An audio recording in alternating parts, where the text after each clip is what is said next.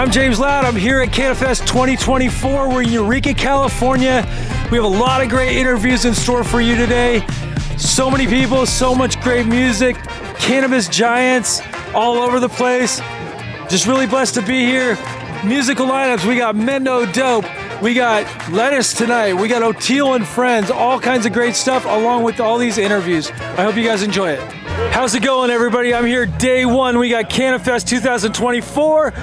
First guest of the day is Dylan from Black Sheep. He's been on the podcast. He is the monster of Covelo growing the beastly plants. How you doing today? Hey man, I am good, James. It's glorious to wake up and to share our community and dance and smoke and be happy. Dude, it's great seeing you here. Yeah, dude, this is an amazing event. Yes, I think that, you know, as we all change and we come out of this cocoon that we've been in, we're going to be beautiful butterflies. And here we are in the midst of a very tumultuous, you know, changing environment, and people are taking time to get off the hill, come down, and enjoy time together and celebrate the plant. Absolutely. I mean, you're celebrating the plant. What did you bring here today to show everybody? I'm just blown away by the flower that you brought. Yeah, I've been coming to events like this for a long time, and traditionally we show flowers in Tupperware, and they were cured, and it's post-dry, and because of this event and its timing, I had early flowers, and I was able to bring flowers that James gave me on the podcast back today and show him his living flower that finished in August and with no tarp. So as the situations change, I think there's a real solution by us, you know, focusing on these early photoperiod plants and creating things. So my idea was, instead of showing it like we have typically, that I had flowers that were ready early, with this being in September, perfect timing, and to bring flowers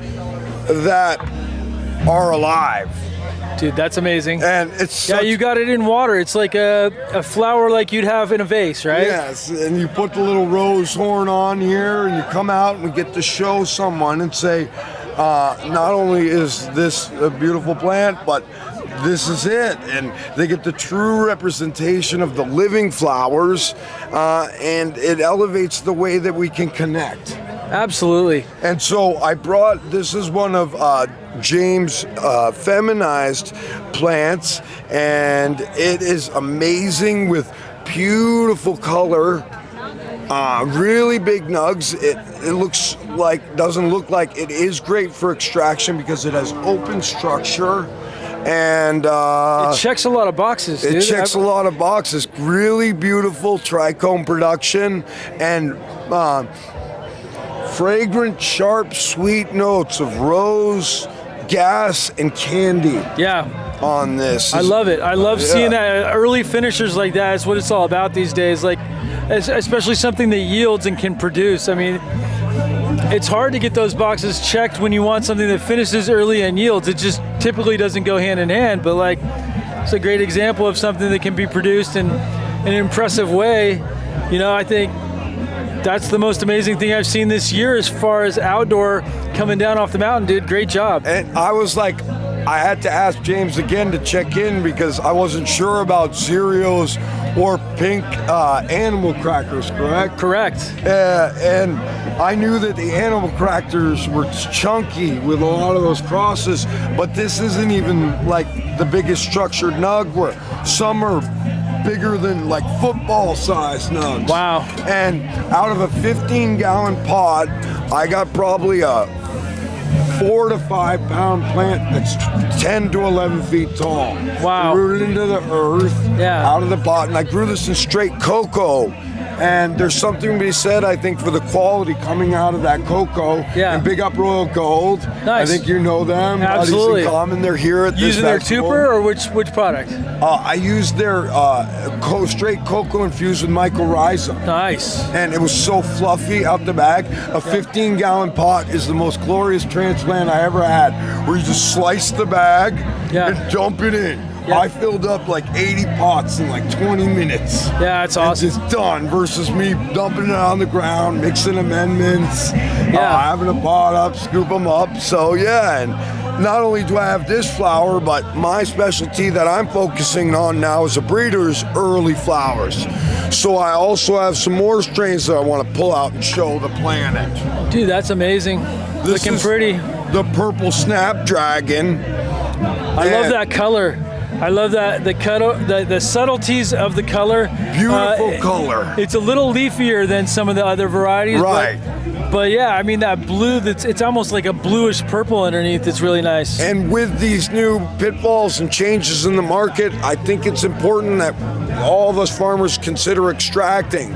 And with fresh frozen, some of these things about lever this or that won't be any pitfall, and we'll, maybe get more of what's selling or what the people want. So as the market shifts, I'm coming here to today and being like, how are people consuming the plant? Right. And we really need to, pivot as growers and producers to cater to these things. So this is another beautiful strain. Check out that. We'll show that to the world. Smell the dude, it's got the most amazing gas too on there. Lemon gas. It's lemon gas, but it's like this is the kind of gas I love. You know what I mean? It's nose burning. I love that. Sharp gas. Nose burning. Yeah. That's like this, we try to coin that term, and it smells hot. Herb that's really good has this like fire smell, like you're smelling, dude. Yeah, and then I can't get enough of the smell. And there's candy in here too. Yes. I love that candy and lemon. This is the most candy one. It wasn't even done yet because the smell's so good I had to bring it. Oh, wow. Isn't that beautiful? Like kind of like rank, but rank candy. Dirty candy. Dirty candy. Dirty candy. It is dirty candy is a good name, yes. Yeah, dude, please respond to this. We love the idea that we just made a name on the show. Bravo, bravo.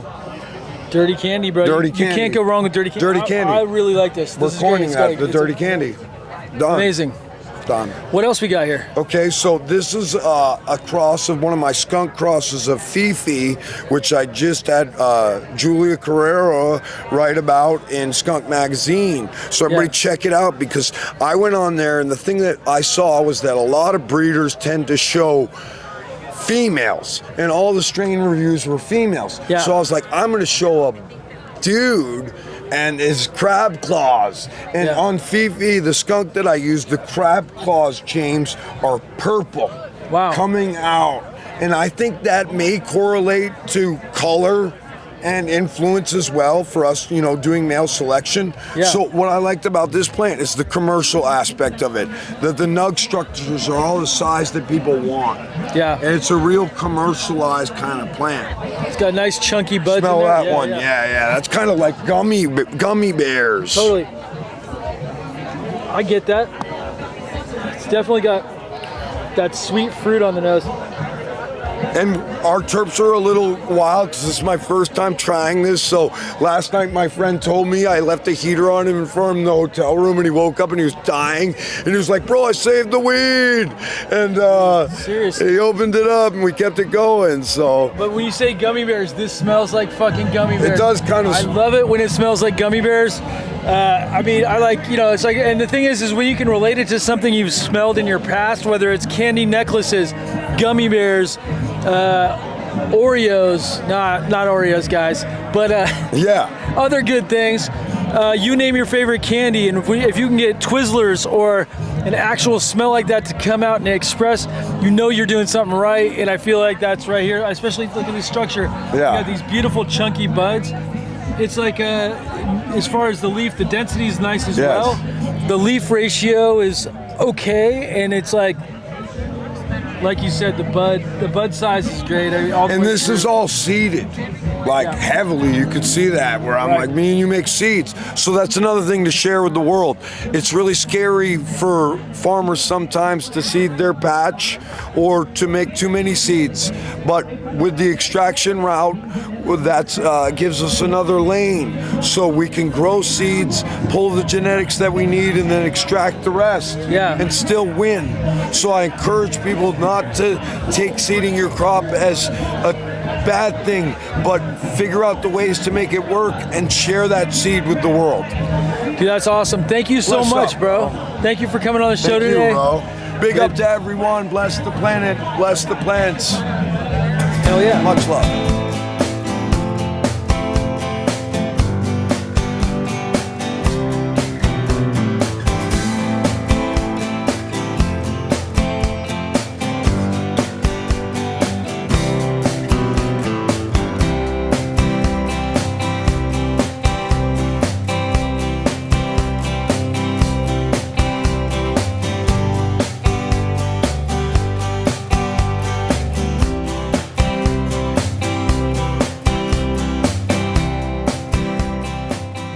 How's it going, everybody? I'm here with Bo from Immaculate Seeds in St. Louis, Missouri. Dude, we're at Cannifest. How are you doing? Oh, dude, I'm doing great. I'm having a blast at Cannifest. Yeah, you're 2 booths down. I think it's going to be an amazing event. What are your projections? Oh, dude, it's going to be great. Between the music, the people, the vibes up here in Humboldt, it's going to be an amazing event for sure. There's a lot of good weed going around. It's just phenomenal. Yes, absolutely. Lots of great weed. Yeah, we had Dylan stopping by with fresh plants that are still alive. Yeah, it's wild. So yeah, it's really a fun melting pot with a little bit of everything and everybody, and the mosquitoes. They're here to kill us. Yes, they are. Yeah, they're out in force, but they're not too bad. They're just mostly really annoying. They were really bad this morning, and they're going to be really bad this evening. But yeah, like right now they're not supposed to be bad, but they're still trying to get me. Absolutely, yeah. That's because we're on camera, right? They gotta give you issue a little bit. Exactly. So tell me a little bit about your brand. So yeah, man, Immaculate Seeds. We're just a seed bank. We represent a bunch of different breeders from all across the country. I really started it out of, I felt a necessity at the time. I've been running grow shops for 20 years. The number one question I get after what lights do I use, what nutrients do I use, is where do I get my seeds, right? And so we wanted to use relationships that I have over my 20 plus years in the industry, and be able to provide a easy way to get genetics for people who, in Missouri, who just went legal at the time. So that's really when we birthed Immaculate Seeds, was right at the inception of medical in the state of Missouri. That's amazing. How's it going over there with medical? Oh, dude, it's great. We actually have recreation now. The state's going bonkers. And you didn't get rid of your medical, though. Medical still exists along with rec. Yes, absolutely. That's how it should be. I don't know about these states that are getting rid of their medical programs. I think that's silly. Absolutely. Medical first. Medical first, dude. And people that are getting it for medical shouldn't have to pay the tax people are paying for recreational, in my opinion. Absolutely. Yeah, they should not be able to pay the tax. They should be able to go right to the front of the line, in my opinion. Right? Well, Schedule 3 is going to change all that too, so we'll see what happens. Absolutely. So yeah, what's hot right now in Missouri as far as genetics? So, oh man, I mean, I gotta say, I gotta call out my boy Tree 14 Genetics. Yeah, he's on my panel today. Yeah, cool, man. He is crushing the game in St. Louis. He works with one of the best facilities there in the legal market. And what he's being able to bring to the market, from the legacy days, bringing it into the market is really amazing to watch what he's doing. So I got to call him out. He's doing a great job for sure. That's awesome. Yeah, man. Totally. So is this your first time in California, or you work here? Oh, no, not at all, man. I've been up here many times throughout the years. I've got some great friends up here, and usually come up here. I try to get up here at least once a year to visit and hang out. Awesome. Yeah, for sure. That's beautiful. It's a little gray today, but it's beautiful being here with all these stoners. Absolutely. And gray in Humboldt is still beautiful. Yeah, we got people from all over the country. Missouri, we got Washington, Oregon. I've met people from Nevada. I'm sure there's people from all over in every state here. It's really cool. Absolutely.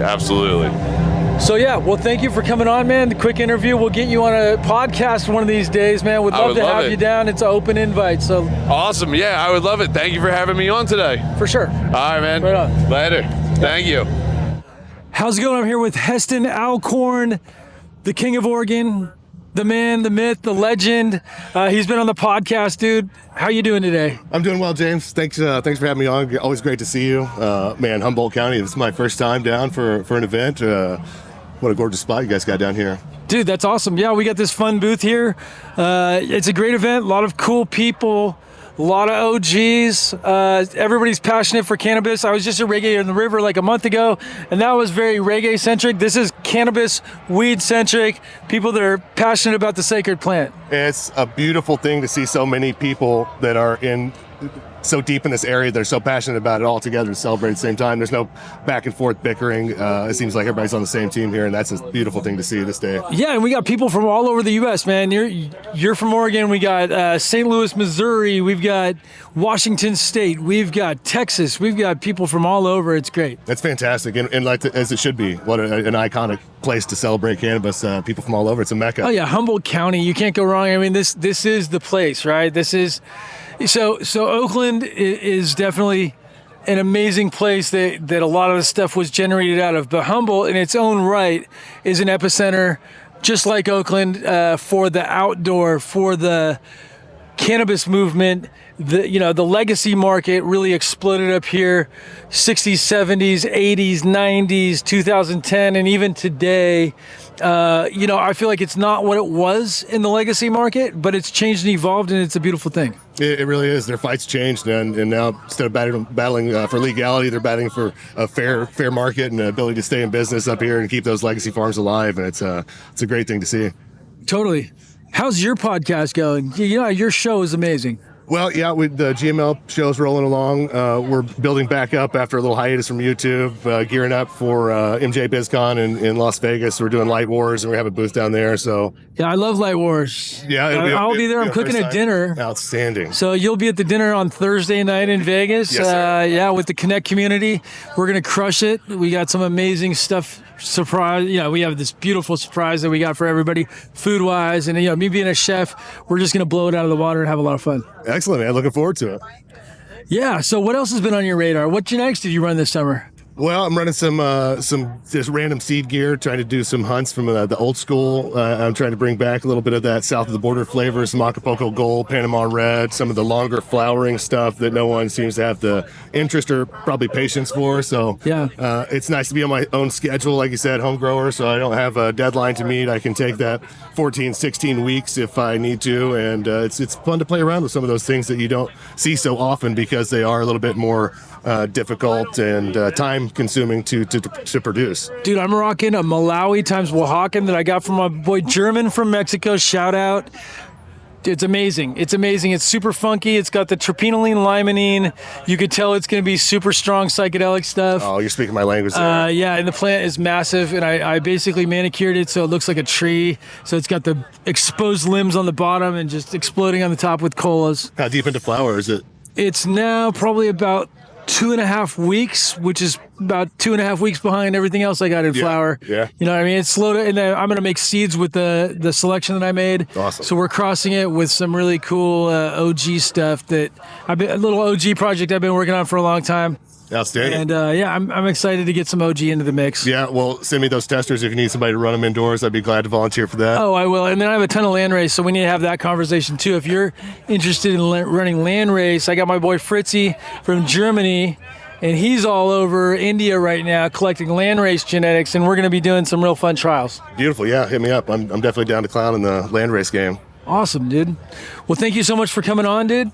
Excellent. Thanks for having me. Dude. Great to see you, man. For sure. Come on the podcast again. We got to get you down to California. Ready for a trip. Bring the family. Definitely. Awesome.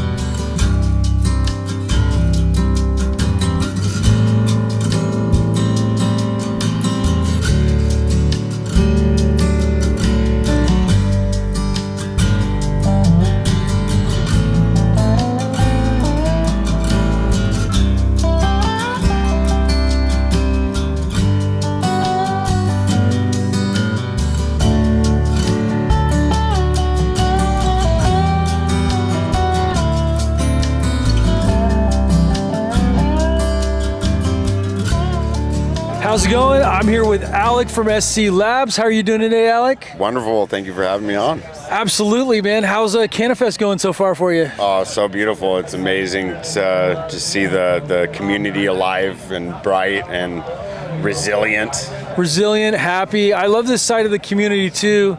We got the real smokers, the real people, people like yourself that have been in this for a long time coming out here and, you know, sharing their love for the plant, and I love seeing it.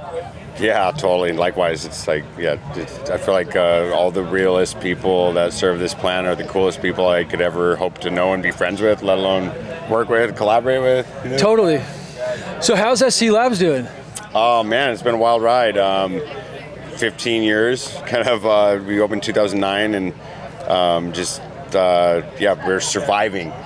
You know, we it's survival mode for a lot of us. Yeah. I mean, myself included. It's like it right now it's about setting yourself up for the future. We've talked about this a little bit before the interview, and I mean, I think it's a beautiful time because I see the future coming, and I feel like I'm prepared for it. I feel like companies like yourself, you guys are prepared for it, you know, and it's like so many people are very short-sighted, and like, especially with testing. And testing is such an interesting subject because a lot of people want to get around testing. They don't feel like there should be as much oversight. I'm the complete opposite. I want more oversight. I want consistency across the board. We need to have transparency and honesty. And, you know, this is what's going to make the industry a better place. Yeah, no, 100%. I feel like, because I'm not a chemist. I'm one of the co-founders of SC Labs, but Yeah. I'm a cultural anthropologist and ethnobotanist, you know, and, you know, love, study, appreciation of all people at all times and all places, and the tracked study of the medicinal traditional plants used across cultures and time, and through kind of the lens of analytical chemistry and testing over the years, I've kind of really learned, you know, that it's helped to provide a language of meaning to be able to understand and interpret this great plant and all the wonders it offers, and then through the testing too, it's you know, we're now testing cannabis to a level nothing's ever been tested, and it's this great bioaccumulator of the century. Totally. And so it's through the story of the bioaccumulation, it's helping to uproot the legacy and the history of the Green Revolution and the shift from petrochemical, you know, nerve agents developed by Nazi scientists that turned into the modern pesticides of the future that have poisoned all life and the planet and our bodies. That's leading to all the chronic illness epidemic, you know, and cancers. It's like the cannabis plant, I feel like, is helping to bring this to it's bringing truth. You know, and I feel like this year particularly, and going forward, I feel like it's going to be a really good year for those with integrity. You know, within the, you know, kind of integrity of this plant, and you know, there's something about you know, you can't grow this plant around like agriculture. You know, it's like if you look at a GIS overlay of the state of California and all the prime ag land areas, the green zones, those are red zones for cannabis. You know, it's like, you know, you couldn't, like, it's a good thing Napa Valley prevented cannabis from growing in that area because it would expose that it's a toxic appellation that you could never grow clean cannabis. That could pass a test. Well, the beauty of cannabis is soil remediation. That's one of the most amazing things that I think is overlooked a lot of times. But like, you know, it's a beautiful, and that's why they probably need to plant it up there. I mean, we don't want to smoke that stuff necessarily. Go grow rope. Yeah, you know, go exactly. Clean your shit up. Maybe one day you can come grow some, you know, medicine cultivars, but clean that soil. And I think, you know, they're using it in places like Chernobyl to remediate up there, you know? Well, dude, it's so fascinating because, like, testing kind of placed, you know, for public health and safety, you know, part of a regulated system, it makes it the final check in the integrity of the supply chain. And when there's integrity in it, which is now finally coming with this, like, era of the recalls and the state having their own labs online where they're testing the testers, and you know, it's like this kind of time finally. They failed over the last 5 years to do anything, you know. That in California, especially right? Especially in California. Yeah, but now that there's this, they're kind of getting in front of it. It's like I just feel like a great moment of reckoning, and for those that are of the land and have been stewards of the land, and you know, in regions of like the Emerald Triangle, it's like non-poisoned, non-compromised, you know. And I feel like the value. The true value of clean quality herb and ingredients is about to get a value that it hasn't gotten, you know. Agreed. You know. I'm excited for that part of the industry, and you know, there's a lot of people struggling right now, but I feel like everything goes in waves. So there's going to be people struggling again someday in the future, and it's also going to get better. It's like the beauty of an unstable market, and also, like we're pioneers, a lot of us, in our own right, trying to figure stuff out for the first time. Whether it's a legal seed company in the United States or laboratory testing. Reggie Godino, he wrote the foreword for my book. Cool. And he's an amazing guy. And so I tested stuff with Halent Labs back in the day, and I use SC Labs now. So we do testing for our seeds and for our clones and our genetics through SC, and I think you guys do a great job. I love that you guys are standardized, and I feel like when I send lab tests, or when I send my plant material for lab tests, I get honest results. And I mean, integrity is obviously a huge part of that, but so many companies are incentivized to give higher testing results, and that's got to go away. That has to be one of the first things to go away. Yeah, it's been like horrifying, because over the last 5 years, there became like a economic disincentive for people to want to work with us. That we pride ourselves in accuracy and precision and being above reproach and helping keep those that we serve above reproach. But none of that mattered in a state where you could just guarantee get a 50% result every time from this lab and never fail a test. So why even test it? And so I saw a lab result for over 50% THC on flower, and that's not even possible, right? Yeah, no, it's not even close to possible. Yeah. And it's so funny that people would even have that, because you have to know nothing about the plant to have a test like that and to show it.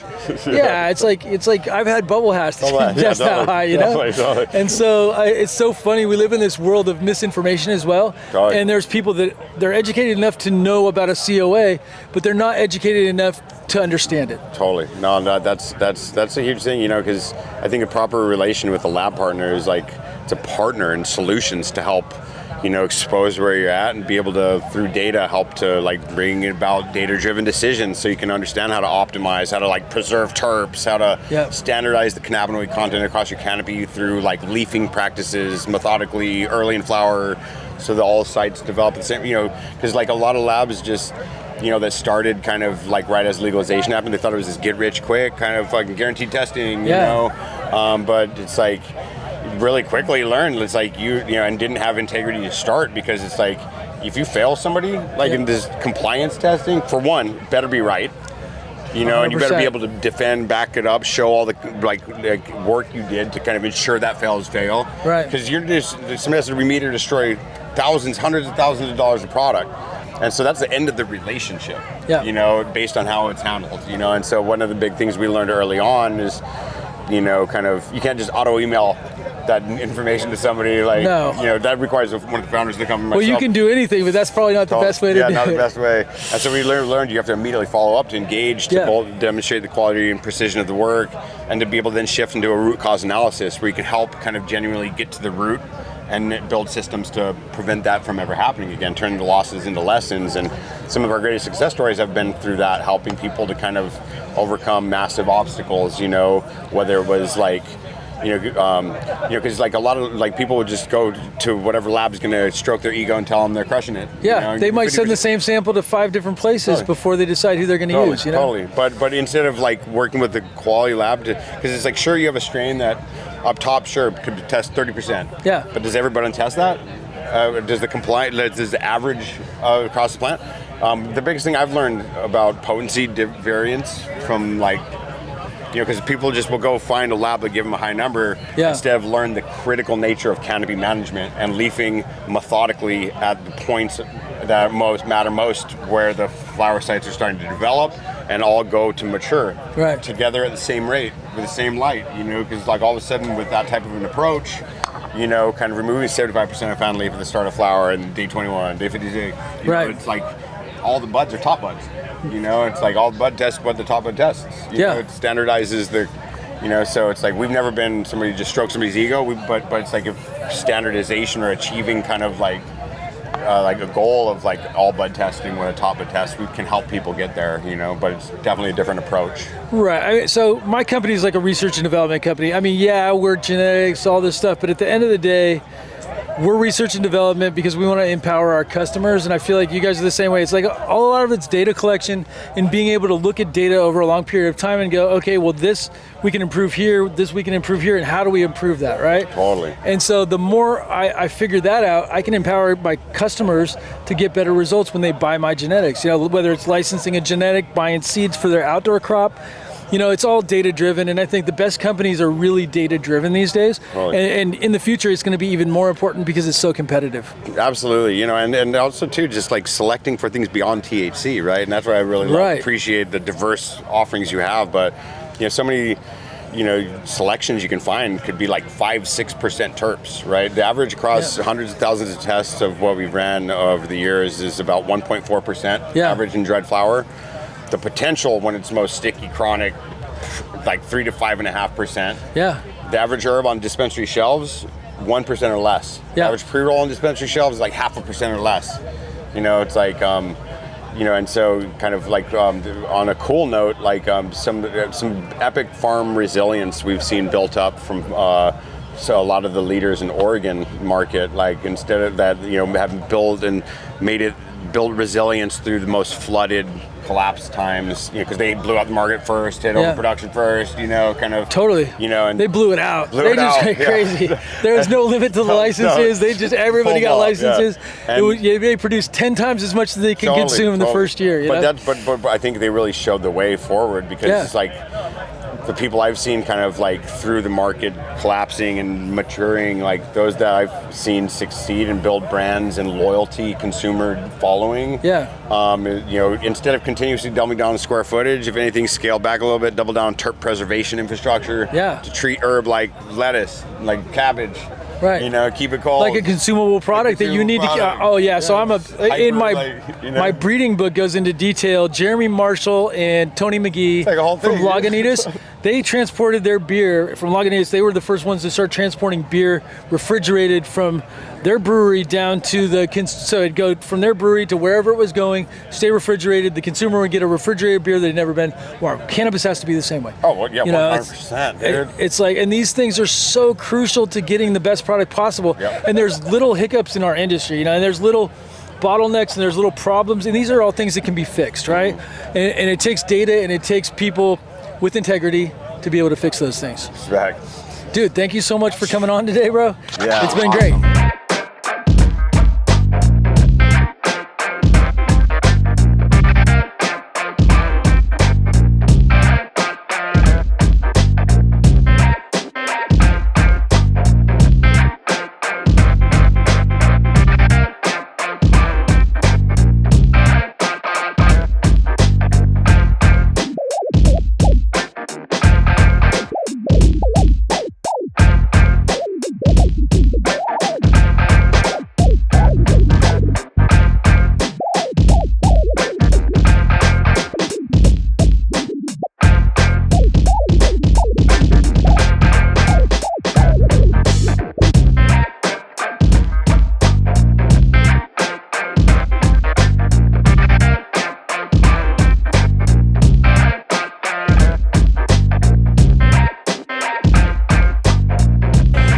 How's it going? We're here at Cannifest 2024.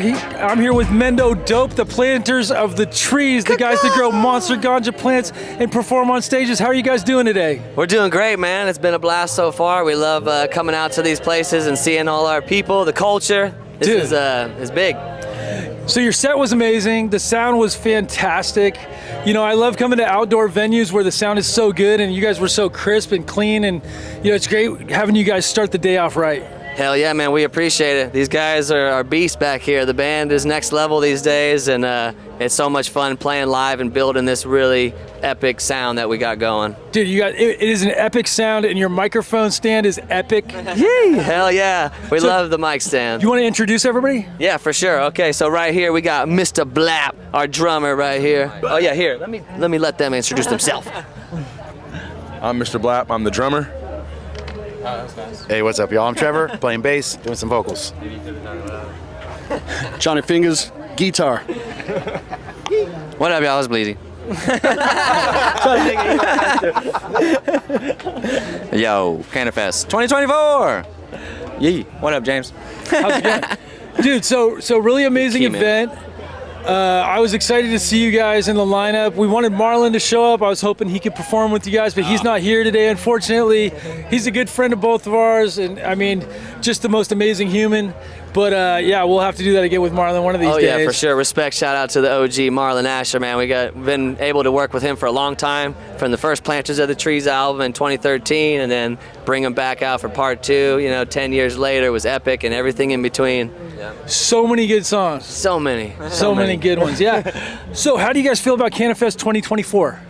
Man, it's been a blast so far. You know, time flies for us, so we still haven't even got to go out and check everything out yet. We got a little wandering to do and more smoking to do. How are your plants doing? Because you guys grow monster plants. You guys are known for your monster plants. You want to talk about some plants? Yeah. I mean, yeah. We have let's say our personal garden right now. We can start with those. We have Project Power strain that we've had for a while. It's a vigorous, big plant. Each of us have 7. We're supposed to do our 6 legal. We have 7 for each of us, and they are trees for sure. They are some of the biggest plants I've ever had at my house for sure. They're like I don't know. They're those 10, 12 foot wide, 10 foot tall ones right now, and starting to get really crazy budding going on. Those are my favorite. And this time of year is special because everything's in full bloom typically. Maybe some sativas are just starting to flower. Yeah, but smells are there too, and anything that's not, there's a lot. And then at the big farm, a lot of cool stuff. We even have the Fruit Loops from James Loud at the farm, a whole row of it. Our favorite pheno from last year. Fuck yeah, that's awesome. Super bomb, super cool. Indica style growth, very easy to manage, doesn't need to be topped or anything. That's awesome. It's nice. Good stuff. So what's on the agenda for the rest of the year for you guys? There you go. Well, as of now, a lot of harvesting is about to start kicking off. Nice. So we're going to be picking a lot, and we got a couple more things set out. We'll be heading out to Florida for the Cannabis Festival out there beginning of November. Yeah. And we got a really dope grow class coming up in 2 weeks. We'll be doing the On the Farm grow class. The same weekend, we got Humboldt Seed Company coming out for a nice epic pheno hunt. We got a nice patch of different flavors with them and some of our special new stuff, seed starts. So pheno hunting, picking, rocking, a little bit of everything. That's awesome. Well, yeah, thank you guys for showing up, man. Thank you guys for performing all that you do, man. It's great. Hell yeah, man. We love it. Thank you guys. Shout out to James Loud. Shout out to the Cannifest out here. Cannabis culture representatives. Caw-caw. I'm just here so I don't get fined. How's it going? I'm here with AC Moon. She has worked in St. Vincent on and off for the last 8 years. Mm-hmm. And yeah, we hang out at cannabis events. She's passionate about the sacred plant. She has some amazing patents. She has a tent, or not a tent, she has an umbrella that goes over the plants. You also have a tent too, I believe. Yes. And Crop Top's Greenhouse is an instant pop-up portable greenhouse that's definitely looks like a tent to some people, but it does look like a tent. Well, it is. It's a plant tent-ish. Yep. Absolutely. It has, it telescopes from ground level to about 14 feet tall, and it's made out of polywoven plastics that we use in greenhouses. And I use that type of, greenhouse material in for the 100-foot greenhouses for like 20 years. So that's why I chose it in my innovation. It doesn't rip, and so you can telescope it at any point in time. Just put that skirt on, and it protects plants from like ashes, or use it as breeding chambers, pest management. Nice. There's so many different things. Right now we got a couple of hippies hotboxing it, which is awesome. We've had some other dudes, using it for showers out in their grow scenes. It's been all over the place. But it's really fun as a breeding chamber to make sure that your genetics have their own little private space if you're doing little like home hunts or things like that.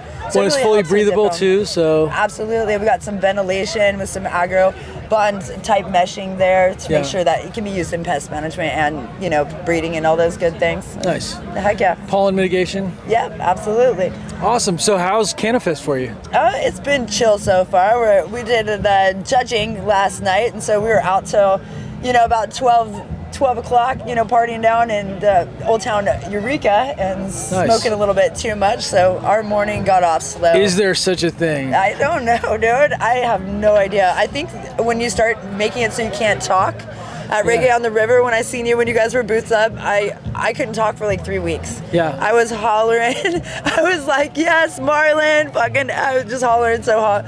I could not talk for 3 weeks, so there was no podcasting for me at that time. We just saw Mendo Dope. That was amazing. Yeah. They just performed. Gotta love Daniel, Mendo Dope. Those guys are killing it. Yes. They sound better than ever. It's amazing. So cool to see like the community like supporting each other so much, and like people that bring music to the table offer like a whole niche of exposure that we don't necessarily have the ability to have on our own. So I think the symbiosis of music and festivals and events like really helps entrepreneurs of all forms kind of like move forward a little bit more and kind of get just one more set of eyes on it that may not have been without that music. Right. And Mendo Dope's definitely fucking culture. Excuse my language. For sure. Oops. And then we got Lettuce tonight. We got O'Teal and Friends tomorrow. This is super special. Of course. And Brian Swizzle, I think, is out here, right? I think so. Yeah, we got Object Heavy somewhere up in this bitch. Oh, yeah. We got Nicky T's here as well. Yes. And big ups to Nicky T. He's always in the culture, dude. Yeah, he's always at the events. Yeah. Well, at least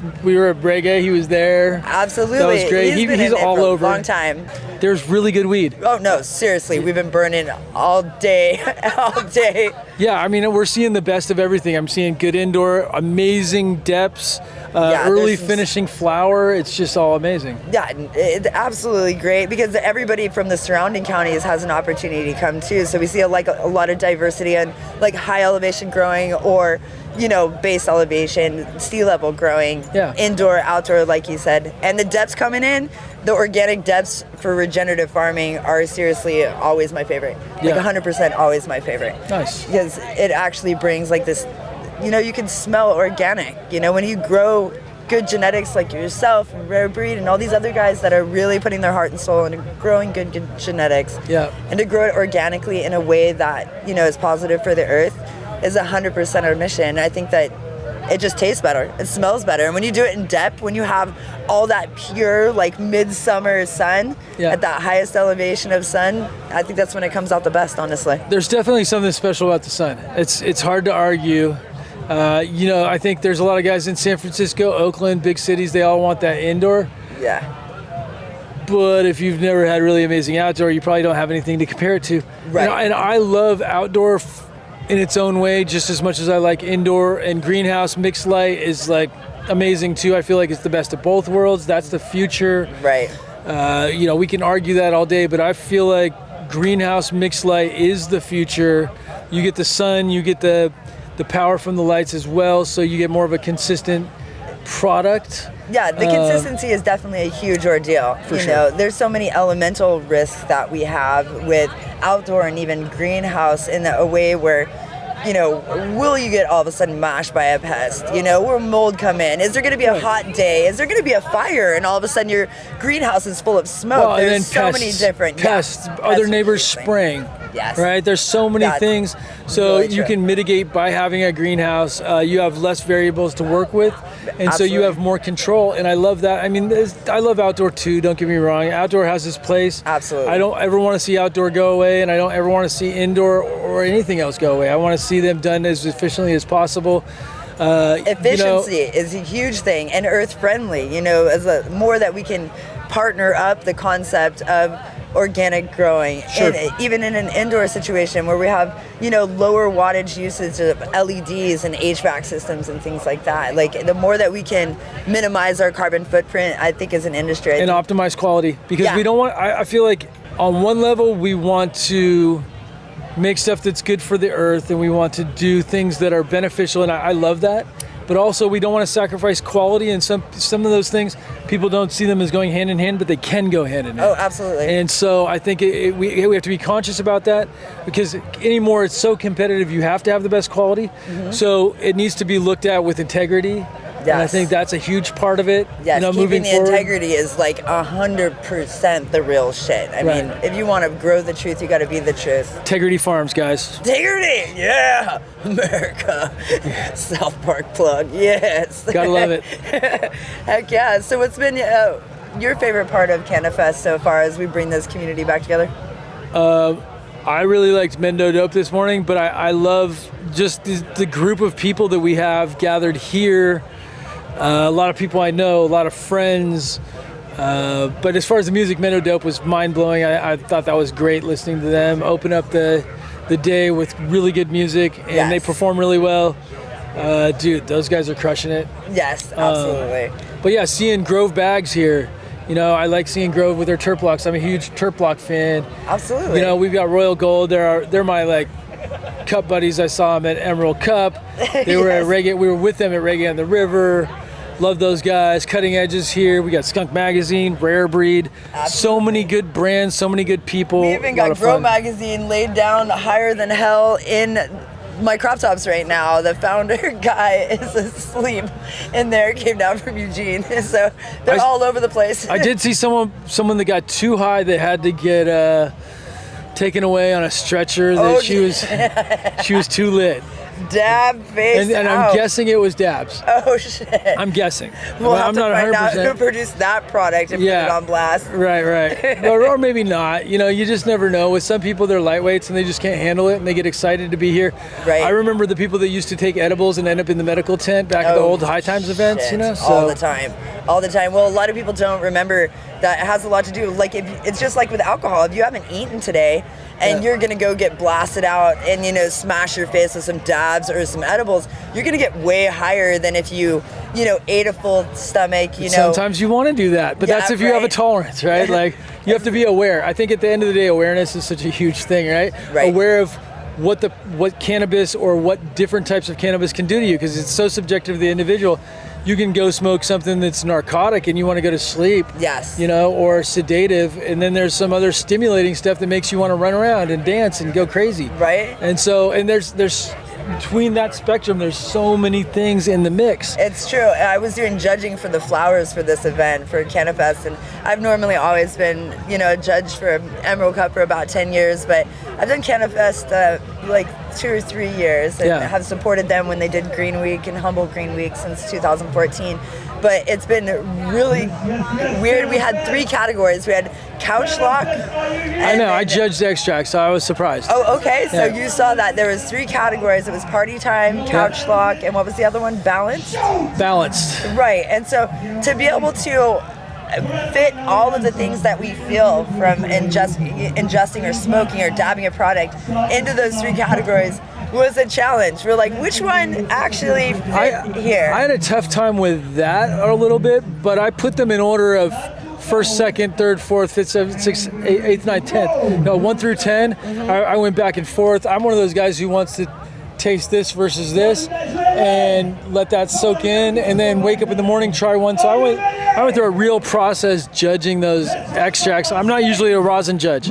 They had accidentally given me a rosin kit, but I enjoy rosin. I smoke rosin.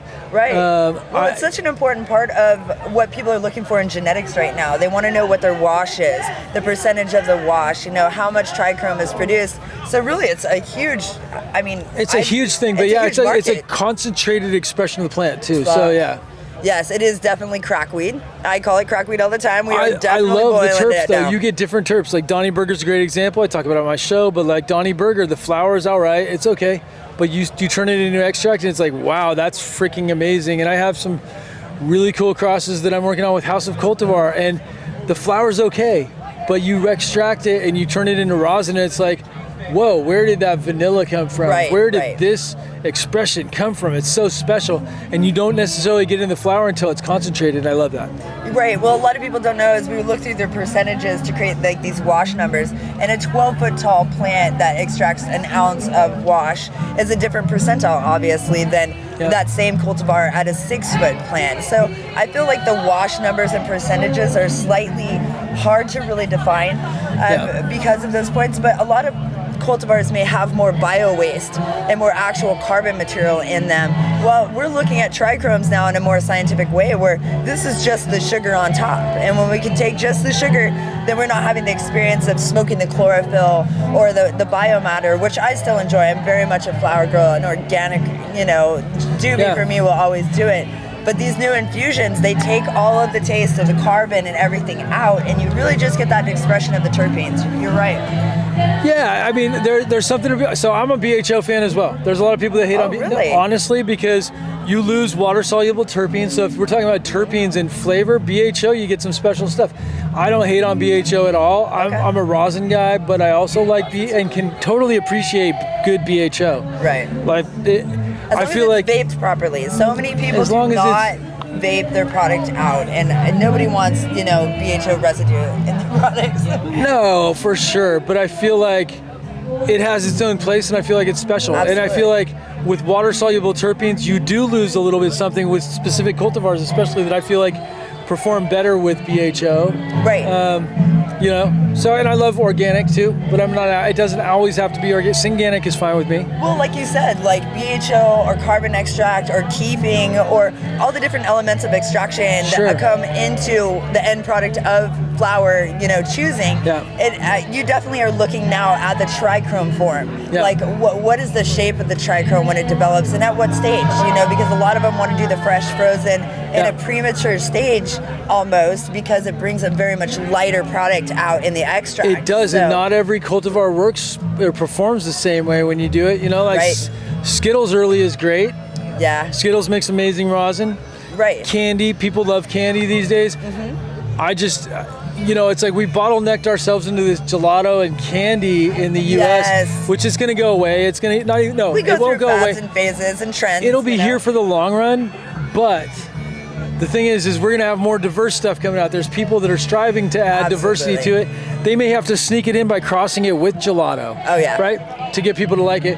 But then who knows? I mean, Super Silver Haze is going to make a big comeback. Yes, and that's got like that spicy back to it almost. Well, and it maybe won't hit the big cities as quickly, but you look at Humboldt, Mendocino, Sonoma, Trinity, you're getting a lot of these equatorial expressions and some stuff that most people don't like, but it's up here. And absolutely. So both of us working down in the Caribbean, I mean, both of us have worked down in the SVG. I am presently working in the Virgin Islands and in the BVI. Yeah. And these island cultivars, you could take that same genetic and grow it here, and then grow it at 4,000 feet, and then grow it down the Caribbean. And everywhere it's going to be different. Totally different with the same cultivar. Right. And that really has to do with your UV and your atmosphere and your terroir. Elevation. Yeah, and your elevation pressures. So many things, and your fertilization practices and all these types of aspects come into play with it. Yep. And so it's really interesting for me to see, also defining through the pheno hunts that we're doing, and as you develop genetics in different spaces of the world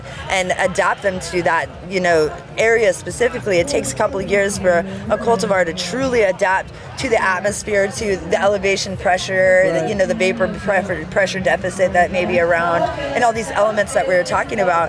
I found that at 4,000 feet, where I have my farm, the trichromes have more of a potassium capture, because at 4,000 feet, those particular goos and hard indicas, they really want that cold snap. Yeah. They want to go down to the 50s and have still 85-degree daytimes, 75-degree times. They want that chilling hours that are really vastly different. Well, down in the Caribbean, it's still 85 degrees at 3 o'clock in the morning. Yeah, OG Kush isn't going to perform well in the Caribbean necessarily by itself, have the opportunity. You can hybridize it with stuff that does, and find selections that will perform well with the hybridization process. Absolutely. But by itself, it's not meant to be grown in the Caribbean just like that. I mean, we made a whole bunch of Marlon and I, for St. Vincent, we made some special banana crosses that we're going to be going down there with. Excellent. To gift to the people. It's going to be great. Yes. We're excited about it. Big ups, SVG. He's coming to help. Minister of Agriculture is about to get a nice gift. Oh, excellent. Big ups, Cesar Soboto. We absolutely adore him. He's worked really well with the people, and I think it's great to see how they've implemented medicinal marijuana. Now we have SG, we have Summits, we have so many different dispensaries that are starting to open, and I really have... It's super impressive. And they care about the people, and we're not a thorn in their side like we are in the United States. Yes. It's very accepted by the government. They want to help people. They want to heal people. They want to understand how to make it better for people. And, they want a product that's going to make people healthy and not sick. Yes, and that I feel like that has a certain amount of the catalyst of the Rastafari culture. They have a deep Rastafari culture there that still remains very true to their roots and their beliefs of, protecting the island. The island is La Soulfriere. It's the heart of a volcano. And so when I, in 2021, when I showed up exactly at that same time, it was right after the volcanic eruption. And the amount of work that they've done to redevelop that country, I felt, even though it's a British territory, they really managed to pull out of that. And even the tail end of this last hurricane, they got those roofs ripped off, and Ralph. Bobby sent me big shout out to Bobby. He sent me a lot of videos. Bobby's really chucking. What's up, Bobby? What's up, dude? And Ross SVG John, you can't go wrong with Ross John. Oh fuck yeah, dude! He's the man. The best food on the island is at Ross John's house. Oh, so good. The shakes are amazing. Like, dude, like literally some of the best fruit shakes I've ever had in my entire life. Heck yeah, I love the fact that we still can get roasted bananas on the side of the road. You know, true grassroots culture still lives on these islands, and big up to all the islands from Jamaica, Trinidad, Barbados. Keep fighting the good fight. You're gonna get medical marijuana and recreation going. It's gonna, like, our ability to continue like being symbiosis, are bringing our cultures together and dropping all racism, all, white, black, I don't care what color you are, we're like here to work together as a cannabis community. Are you a good person or are you not a good person? That's all it comes down to. It should boil down to that, right? Right. Is it fuckery or is it not fuckery? Are you good or are you bad? It's like, there's a lot of shitheads out there, right? But there's also a lot of good people, especially within this community. There are still a lot of good people. It's true, and I think that's where they hold brings out strong. the good people. The plant brings out the best in people. Absolutely. It's great for self-reflection, and some people don't want self-reflection, but it'll do that to you. When you talk to demons, man, you never know what they're gonna say. Like, you gotta, take that whole thing and ingest only the positive, and it helps. I think a lot of people with mental illness have a community to come to that quiets their demons and allows them to have some self-development time, no matter where they're at in the world or where they're at in their journey with, self-help and mental health and all these types of things. Totally. Well, thank you so much for coming on today. Absolutely. It's so good to see you, bud. Absolutely. Heck yeah, around the world and back again. I'll see you at the next show. Yeah, I'll see you at the next show. Maybe St. Vincent. Have a good one. Absolutely, dude. Thanks for having me on. Awesome. Take care.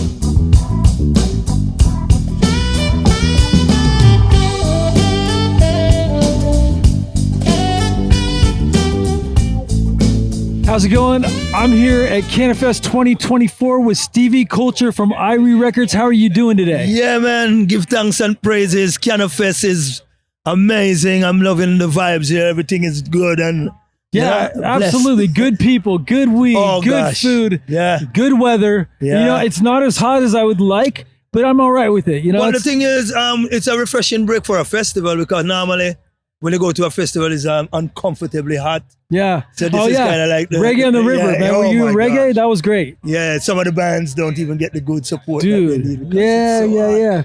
But there was some really good performances. Marlon performed there, and his set was amazing. Over the tops, bro. So many Collie Buds, right? Yeah, I was the MC for that. Really? That's totally, dude. Yeah. So Collie Buds is I've seen him perform several times, and that was, in my opinion, the best performance that he's ever done that I've seen. Yeah, man. The thing is with Calibut's music, it's always about like a topic that you can relate to. Yeah. That new song, the weed and a buckle of booze. Yeah. That song is a definite. From the first time I heard that song, I'm like, that guy find a hit right there. He's got it. I want to smoke and drink and love my God. Yes, Calibut. Yeah, his energy, that's another hit, bro. That's another hit, dude, for sure. Yeah, and his energy is just so great on stage. And the sound system at reggae, for an outdoor sound, to be able to have that many people and all of them experience great sound, that's pretty special. Oh my goodness. I don't know who they were, but that was excellent. It was excellent, because I was in the back by the tents, and I was also in the front when other performers were playing, and it's just so amazing and so clean. No matter where you were, they really dialed it in, and it's not always like that, dude. I've been to reggae, and the sound is good, really good sometimes, but that is just, it was above and beyond. Wow. And then the river stage was special, dude. Dude, the dancehall vibe down there was off the chain. That was wild. Yeah, dude. Yeah, Dude, the people love that competition they vibe. did that night, that was wild. Sound Clash. Dude, Sound Clash was wild. Yeah, that's Dude, those that's dub a- plates. yeah, Oh that's- my God. That's a style that we used to do in Jamaica back in the day. Yeah, it started in But, Jamaica and it's yeah. kind of got international Yeah, now. Oh yeah, it's way worldwide. You know? Europe totally goes Oh crazy. yeah. Japan too. Japan, yeah. Japan have some of the best sound system. Nice. They even come to Jamaica and one clash, man. Wow, that's wild. Mighty Yeah, crowd, yeah. yeah, man. It's been going on for a while, man. Ever since. Yeah.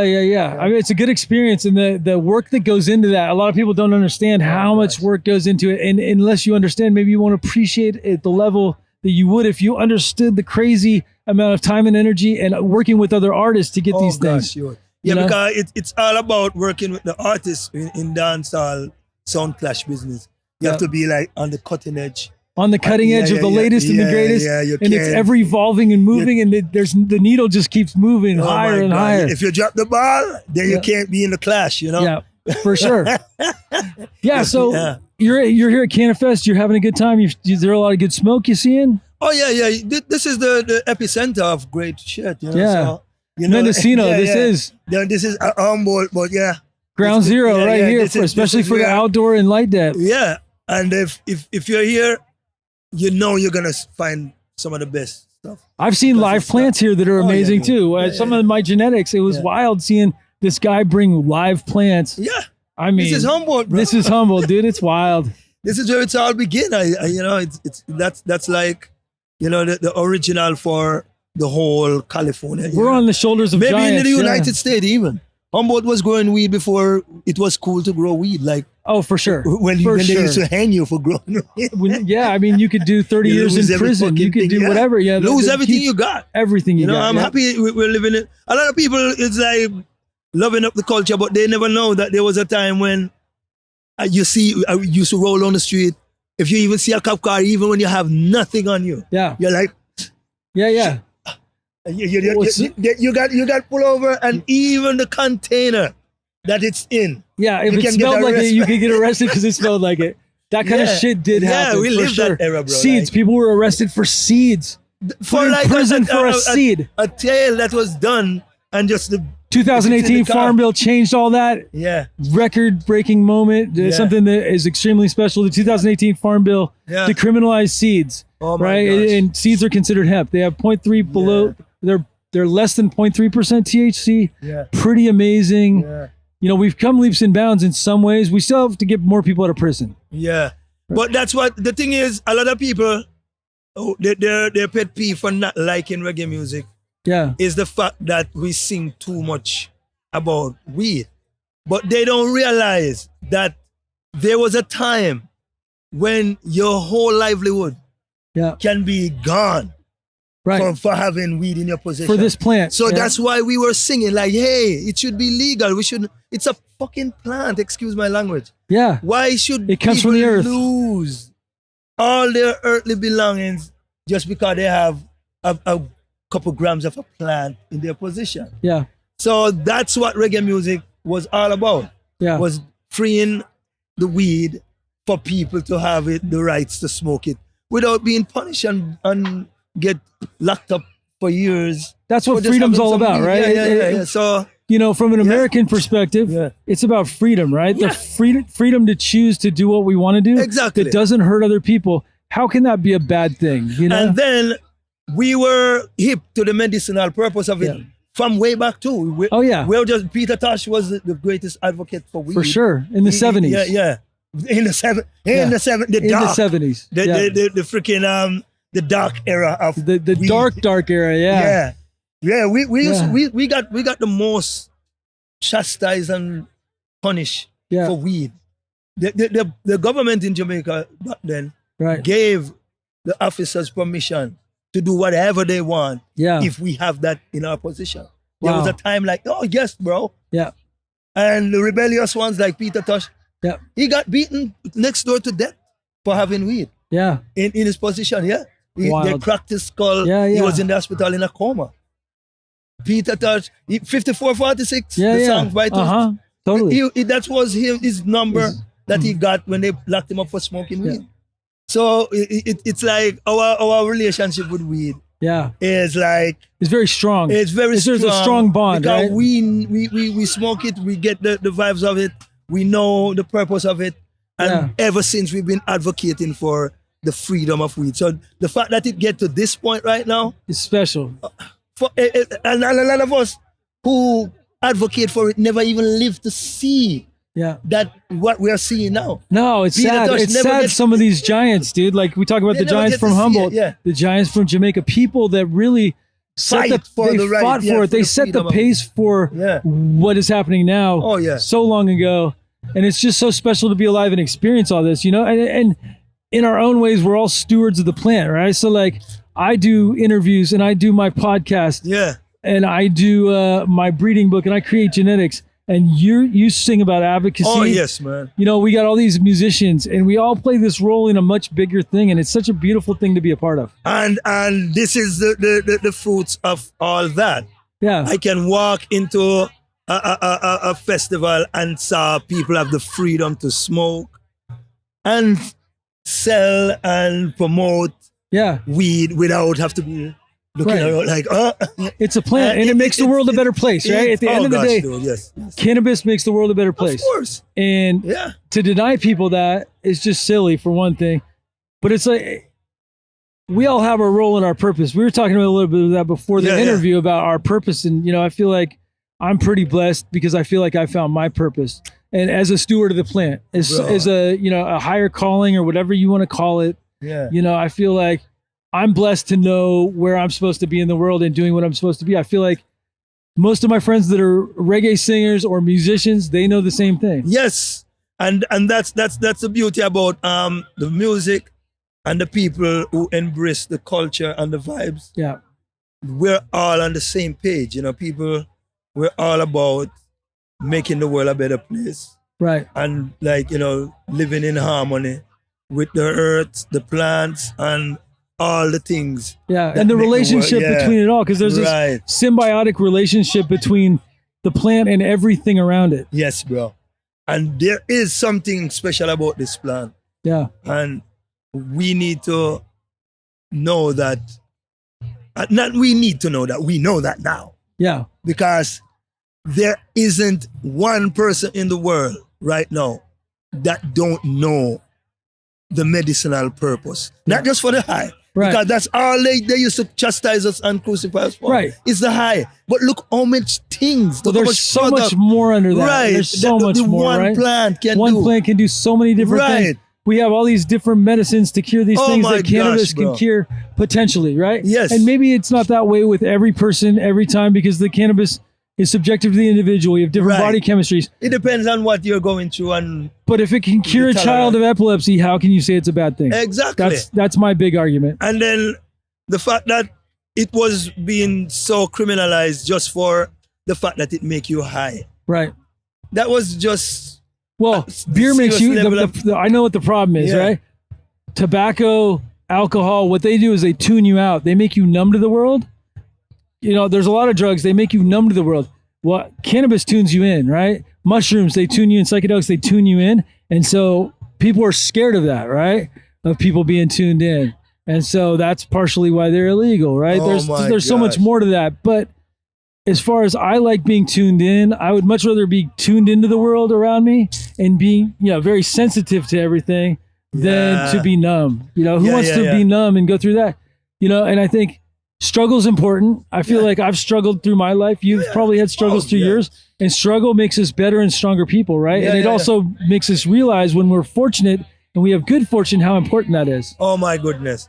Yeah, if you don't struggle, then you don't appreciate when you have success. Reggae music was built through struggle in the 70s, circling back to all that. You know, it's like that was built on struggle. But the reason for reggae was when you're poor, you don't have a voice. Yeah. So the system does not care about the people who don't have a voice. So in order for us to have a voice, we have to sing. Because that's the only way you can get the attention of both the audience and the government. Because once you sing something that makes sense, the people are going to latch onto it Look at Bob Marley. Hell yeah. He make the government listen. Like, oh. They got to listen. Shit. At a certain point, they have to listen. Because once the people is like, that song is telling the truth, and then they start playing every day, and everybody, the mindset of the people start. Right. Like, there's a singer called Richie Spice. Yeah. He recorded a song, right? Oh, yeah, I know Richie Spice, for sure. The song called Earth I Run Red. Yeah. That song was recorded like 6 years prior to it becoming successful. What happened is the situation that he was singing about actually happened. Like a bunch of people just die in 1 week over politics. Yeah. And then a DJ pick up the song and be like, Earth I Run Red, and start playing. And the whole thing just blow up like... Collective consciousness. Yeah. Everybody gets on board and they get it. That's what reggae music do. We always try to shine a light on what's happening. Yeah. And then the song will make the people like start look at it, because you'll be in Oakland. Yeah. You wouldn't know what happened here in Humboldt. Right. But if a song is sung about it and then the song start playing, everybody's knows. like, oh shit, actually, is that happening? Right. Like when Damian Marlin sing Welcome to Jamrock, right? It make the whole world start look like, oh wow, yeah, Jamaica is really like that. And he's like, yeah, bro. Yeah. You gotta be careful what you do. It's not like all club sodas and beach. Totally. There's a rough part of it too. It's rough. Yeah, there is a rough side. There's a rough side to all of it. So music is reggae music to be exact. Yeah. Other music have their roots and their thing. Yeah. But reggae for sure was created on the fact that we want to make the people know what's happening around us. Yeah. So every song has a meaning. It was built on a reason why the song was made. There's greater meaning behind all of it. Yeah. There's no reggae song. Yeah. If it's even about pointing a finger on hunger, pointing a finger on injustice, right. But the song is always about something. Yeah. It's purpose. Not, it's just not. There is purpose behind everything. Every song. Yeah. Every song. Look at Malanasha. Yeah. He's singing about the farmers. You know. He is so passionate. I mean, he's just it's amazing. Look, the ganja farmers. Yep. You have to do a shout out for them. For sure. Exactly. And he loves weed. He loves cannabis, man. That guy, he smokes hard. Right. Yeah. I mean, he gets it, and we're just, we're just so blessed, all of us. That we, it's like just to be here, Cannifest 2024. Yeah, bro. I mean, it's amazing. It's amazing, and if you're not here this year, make it a part of your duty, because I know it's happening next year, and just come on out, man, and celebrate life. It's not about the weed only. It's about community, hanging out with people, getting to network, and see, we're networking right now, Right. James Loud. Go figure. Man. It's Brandon, but it's really good. Yeah, man, one love, Thank you so much, bro. It's epic, bro. Yep. It's epic. Welcome to Humboldt, and hope you full joy yourself. I love it. While you're here. Thanks for having me. Yeah, man, blessed. Yeah, Stevie Culture. Irie Rockers. Look out for us. IRIEROCKERZ Rockers. Yeah, blessed love every time. Bro. One love, brother. One love, bro. I am here with Michael from Royal Gold. How are you doing today? It's so good to see you. We're at Cannifest 2024. Fantastic, man. I'm doing awesome. It's great to see you. Thanks for having me. Having a good time down on the waterfront in Eureka. Yeah, I'm smoking that Mind Eraser weed. So perfect. It's good. It's a good day for it. And I've got a lot of good interviews in. It's been a lot of fun. I think we got 3 hours of footage so far today. Fantastic. Yeah. It's been great conversations all over around here today. The energy is really good, and there's a lot of OGs here and people from all over the country. It's great. Yeah, I've been really shocked at how many people have been here from all over the country, for sure. This event has grown from a small local event thrown by these guys who have been deeply involved in the development community here for a long time, and it's grown from like a community thing to a real national footprint. It's pretty cool what they're pulling off. Yeah, this city and this community up here is really great at embracing people, especially cannabis, and it's been great. The weather isn't the best, but I guess this is very typical for up here for this time of year. And other than the mosquitoes, I actually don't mind the weather. It's like a little overcasty, but like I'm okay. We had a great summer. It's like back and forth from hoodie weather, and that's right. all year here on the coast, and it's pretty awesome, but a little foggy, a little cool today, but hopefully the sun will cut through tomorrow. Yeah, are you looking forward to any of the music? I'm really looking forward to a lot of the music. The Dirty Dozen Brass Band is coming up. Yeah. Those guys are fantastic, legends. Lettuce.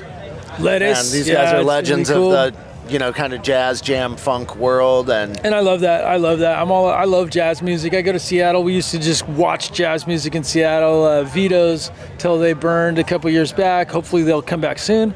But I love jazz funk. I love different kinds of music and jazz. There's so many different types of expressions that work with jazz, and music styles that evolve from jazz too. 100%. It's free thinking but danceable groove music, and that's that's perfect for an event like this where it's a little cool. Once people start dancing, you won't think about that at all. Exactly. Yeah, it's gonna be great. And then tomorrow night, O'Teal and Friends. This is exciting. Kimmock used to come through here a lot. Yeah. Melvin comes through here a lot, West Coast powerhouses, and so I really am excited to see this. I spent a lot of time in the South, and O'Teal and his brother Kofi, rest his soul, was good, amazing musicians from the Atlanta area, and he's going to put on a hell of a show. It's going to be great. I'm super excited. I hope they play some contributions to the Dead. I feel like I don't know what to expect from them. I don't know either. I have no idea, but I would love to see some Grateful Dead tunes being played in O'Teal's version, because seeing him with Dead & Company was always amazing. I saw him sing in San Francisco, and he also has a great voice and just a great energy. I love watching him perform too. He's just so in tune with the music, and I love that. Dead & Company the last couple of years have been mind-blowing, really great and really beautiful, and being able to see him and do his thing here is going to be really special tomorrow. I'm really looking forward to it, and I think the area is really hyped for that sort of music, and it's been a long time since we've had this sort of event here on the water. We're really on this excited. level. This is wild. Yeah, it's great, and there's so many heads out here. Reggae was fun too, don't get me wrong, and so was Emerald Cup this year. That was great, but this is different. I feel like these are my people. I love this type of thing, and especially with the music collaboration. I love music and cannabis together. It makes a perfect type of event. It's really an outpouring of community support for this event, with all of the farmers showing up and running their own booths, and Cannifest giving the free farmer booths away to other small farms that want to come and display their wares, which is really cool. So many of the community is out here meeting each other, supporting each other, neighbors meeting neighbors, and is being a part of a business that's rooted here in town.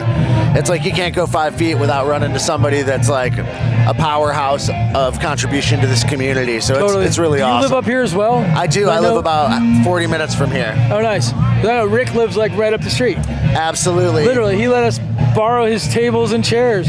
I love it. Yeah. Shout out, Rick. Shout out to Rick and Gavin for helping us out. Big shout out to you guys in Royal Gold, man.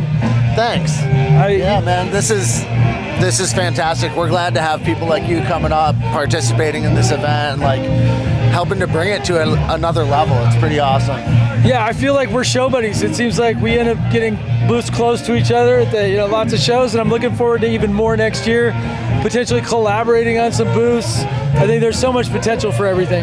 I completely agree, man. I think that's the heart of what this event brings too, is other people finding collaborative moments like this to build on. Right. The folks from Skunk Magazine, Julie's been around. Oh yeah. She's fantastic. And all the talent here. There's just so many talented people from all different sides of the industry, whether it's genetics, we got nursery people here, we had SC Labs that was here, we've got musicians, Mendo Dope, you know what I mean? Mendo Dope was here. Those guys are amazing. Those guys threw it down earlier too. They did. The sound system was so good, and they really came out. Dude, they were clutch. They really were. Super clean, and I love that mic stand. Best mic stand out there. I got the whole walkthrough on the process earlier. I was like, yeah, that's something special. Yeah. So cool. Really cool. Well, thank you so much for the interview. I need to get you on the podcast. I actually need to come do your podcast next. Yeah, let's get together. We got to get you up and on it, man. Let's do this. We're doing dabs. Let's do it. Okay. Cheers. We're making Rick do dabs. Yeah. CBD dabs. Nah, we're talking. I'll trick him and we'll get him to do a CBD dab. Not trick, but we'll get him to do a CBD dab or a CBG. He could be persuaded. For sure. And CBG. Have you ever smoked a CBG dab or a CBD dab? Not a dab, no. Oh yeah, so we will do some rosin. All right, I can get some really cool stuff. All right, let's go. Cool. Thanks for having me. I appreciate it. Absolutely. Thank you. Cheers. Right on.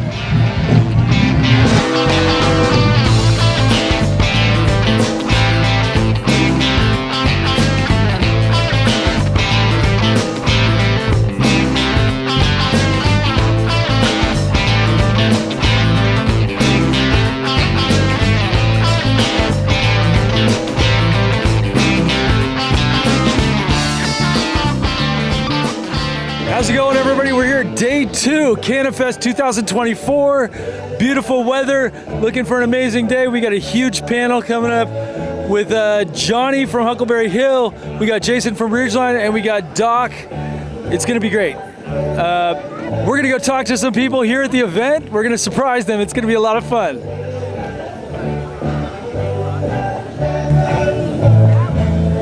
Hey Julie, I need a second of your time. Hi.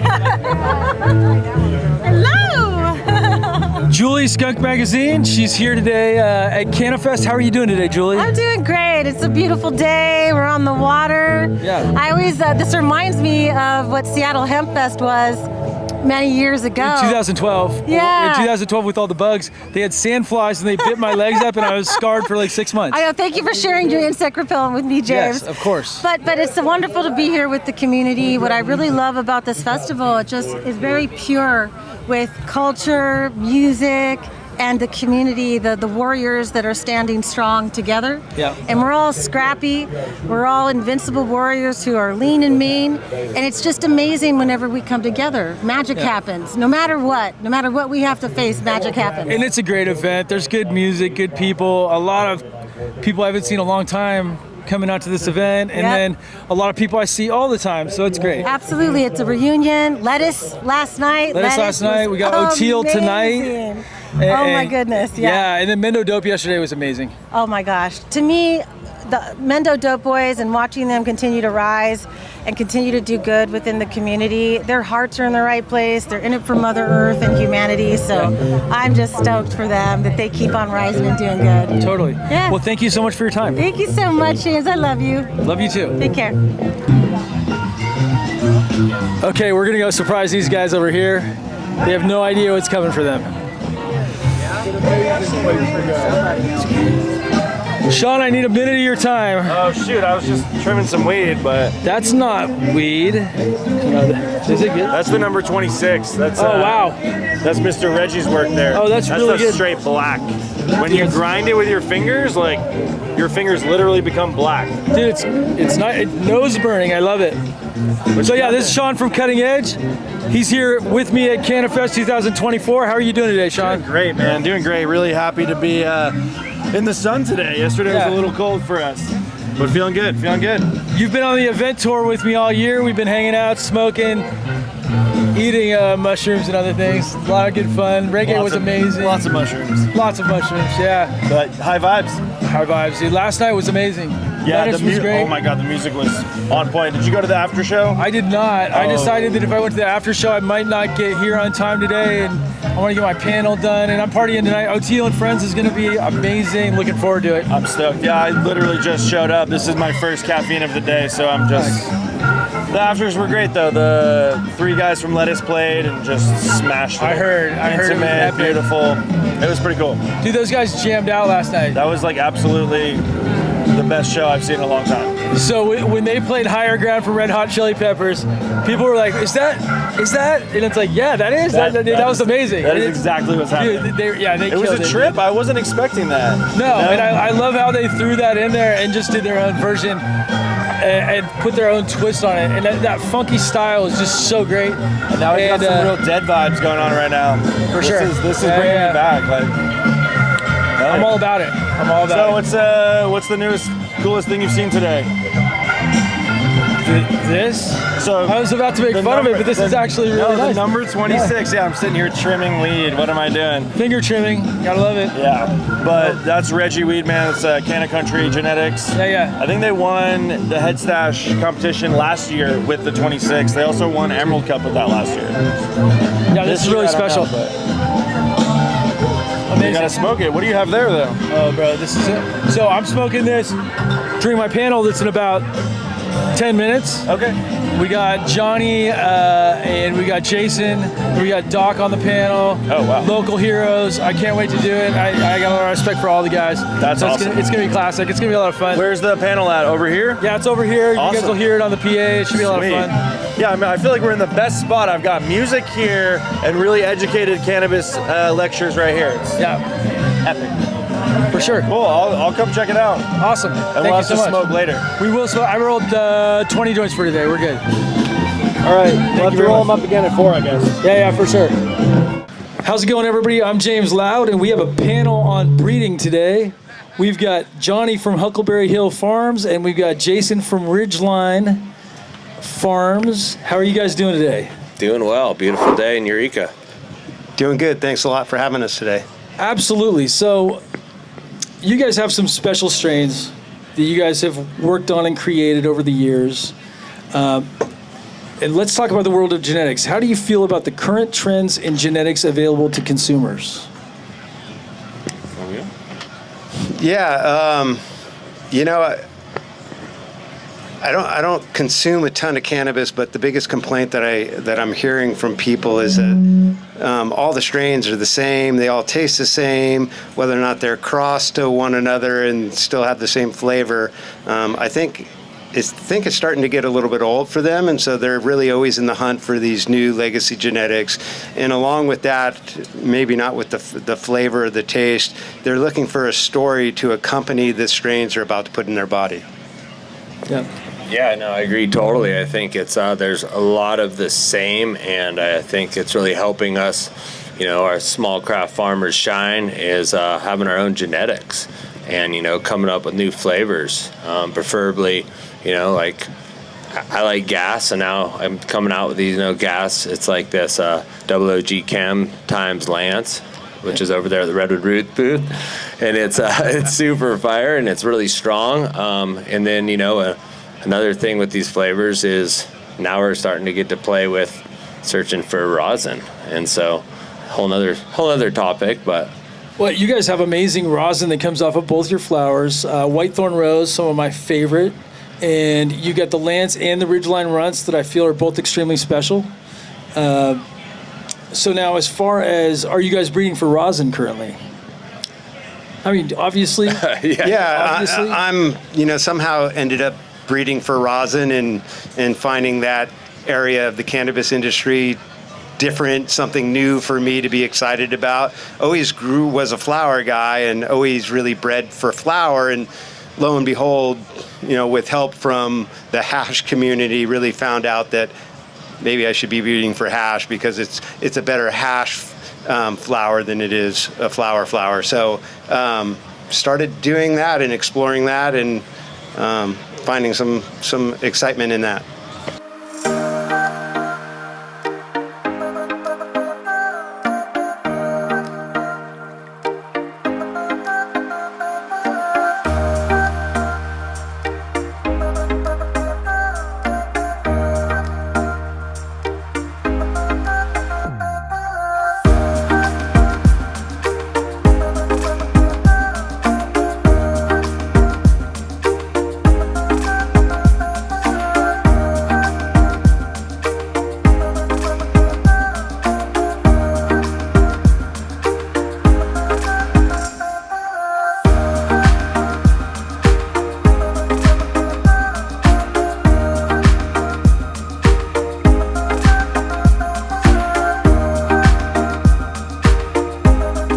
How's it going? James Loud here. I'm with Jay from Tree 14 Genetics. He's out of Missouri, crushing it. I've heard some amazing things about you this weekend, man. How you doing? Thank you, man.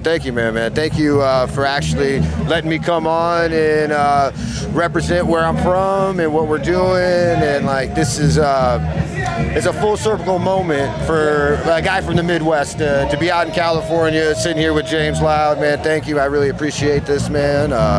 It's a beautiful day. Yeah, it's amazing. The weather is just beautiful. The crowd is great. I wish there was more people, but next year, you know, I'm looking forward to a huge turnout next year, I hope.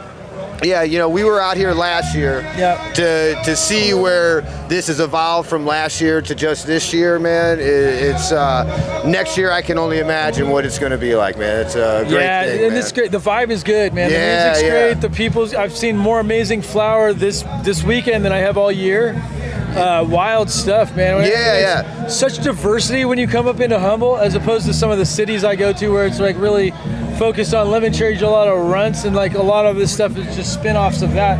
Up here you get a little bit of everything. You get some wild stuff, man. I'm seeing some landrace genetics. I'm seeing some stuff that's worked by different breeders that's definitely an expression that's their own, and I love that. Yeah, you can tell there's definitely a difference in NorCal, Humboldt, like this whole area's weed than even even just down at Emerald. I saw you down at Emerald earlier in the month, and it was a completely different vibe, event, everything, man. And I love that too, right? But this is definitely a different vibe up here. The weed has a different vibe up here. Yeah, you can feel the love in it out here, man. It's a beautiful thing, man. I think this community and this culture is really the backbone of cannabis in North America and a lot of parts around the world. You tell people you're from Humboldt, it doesn't matter if you're in Australia. They know, okay, like you guys know what you're talking about. Right. Man. If it's weed, you guys get it.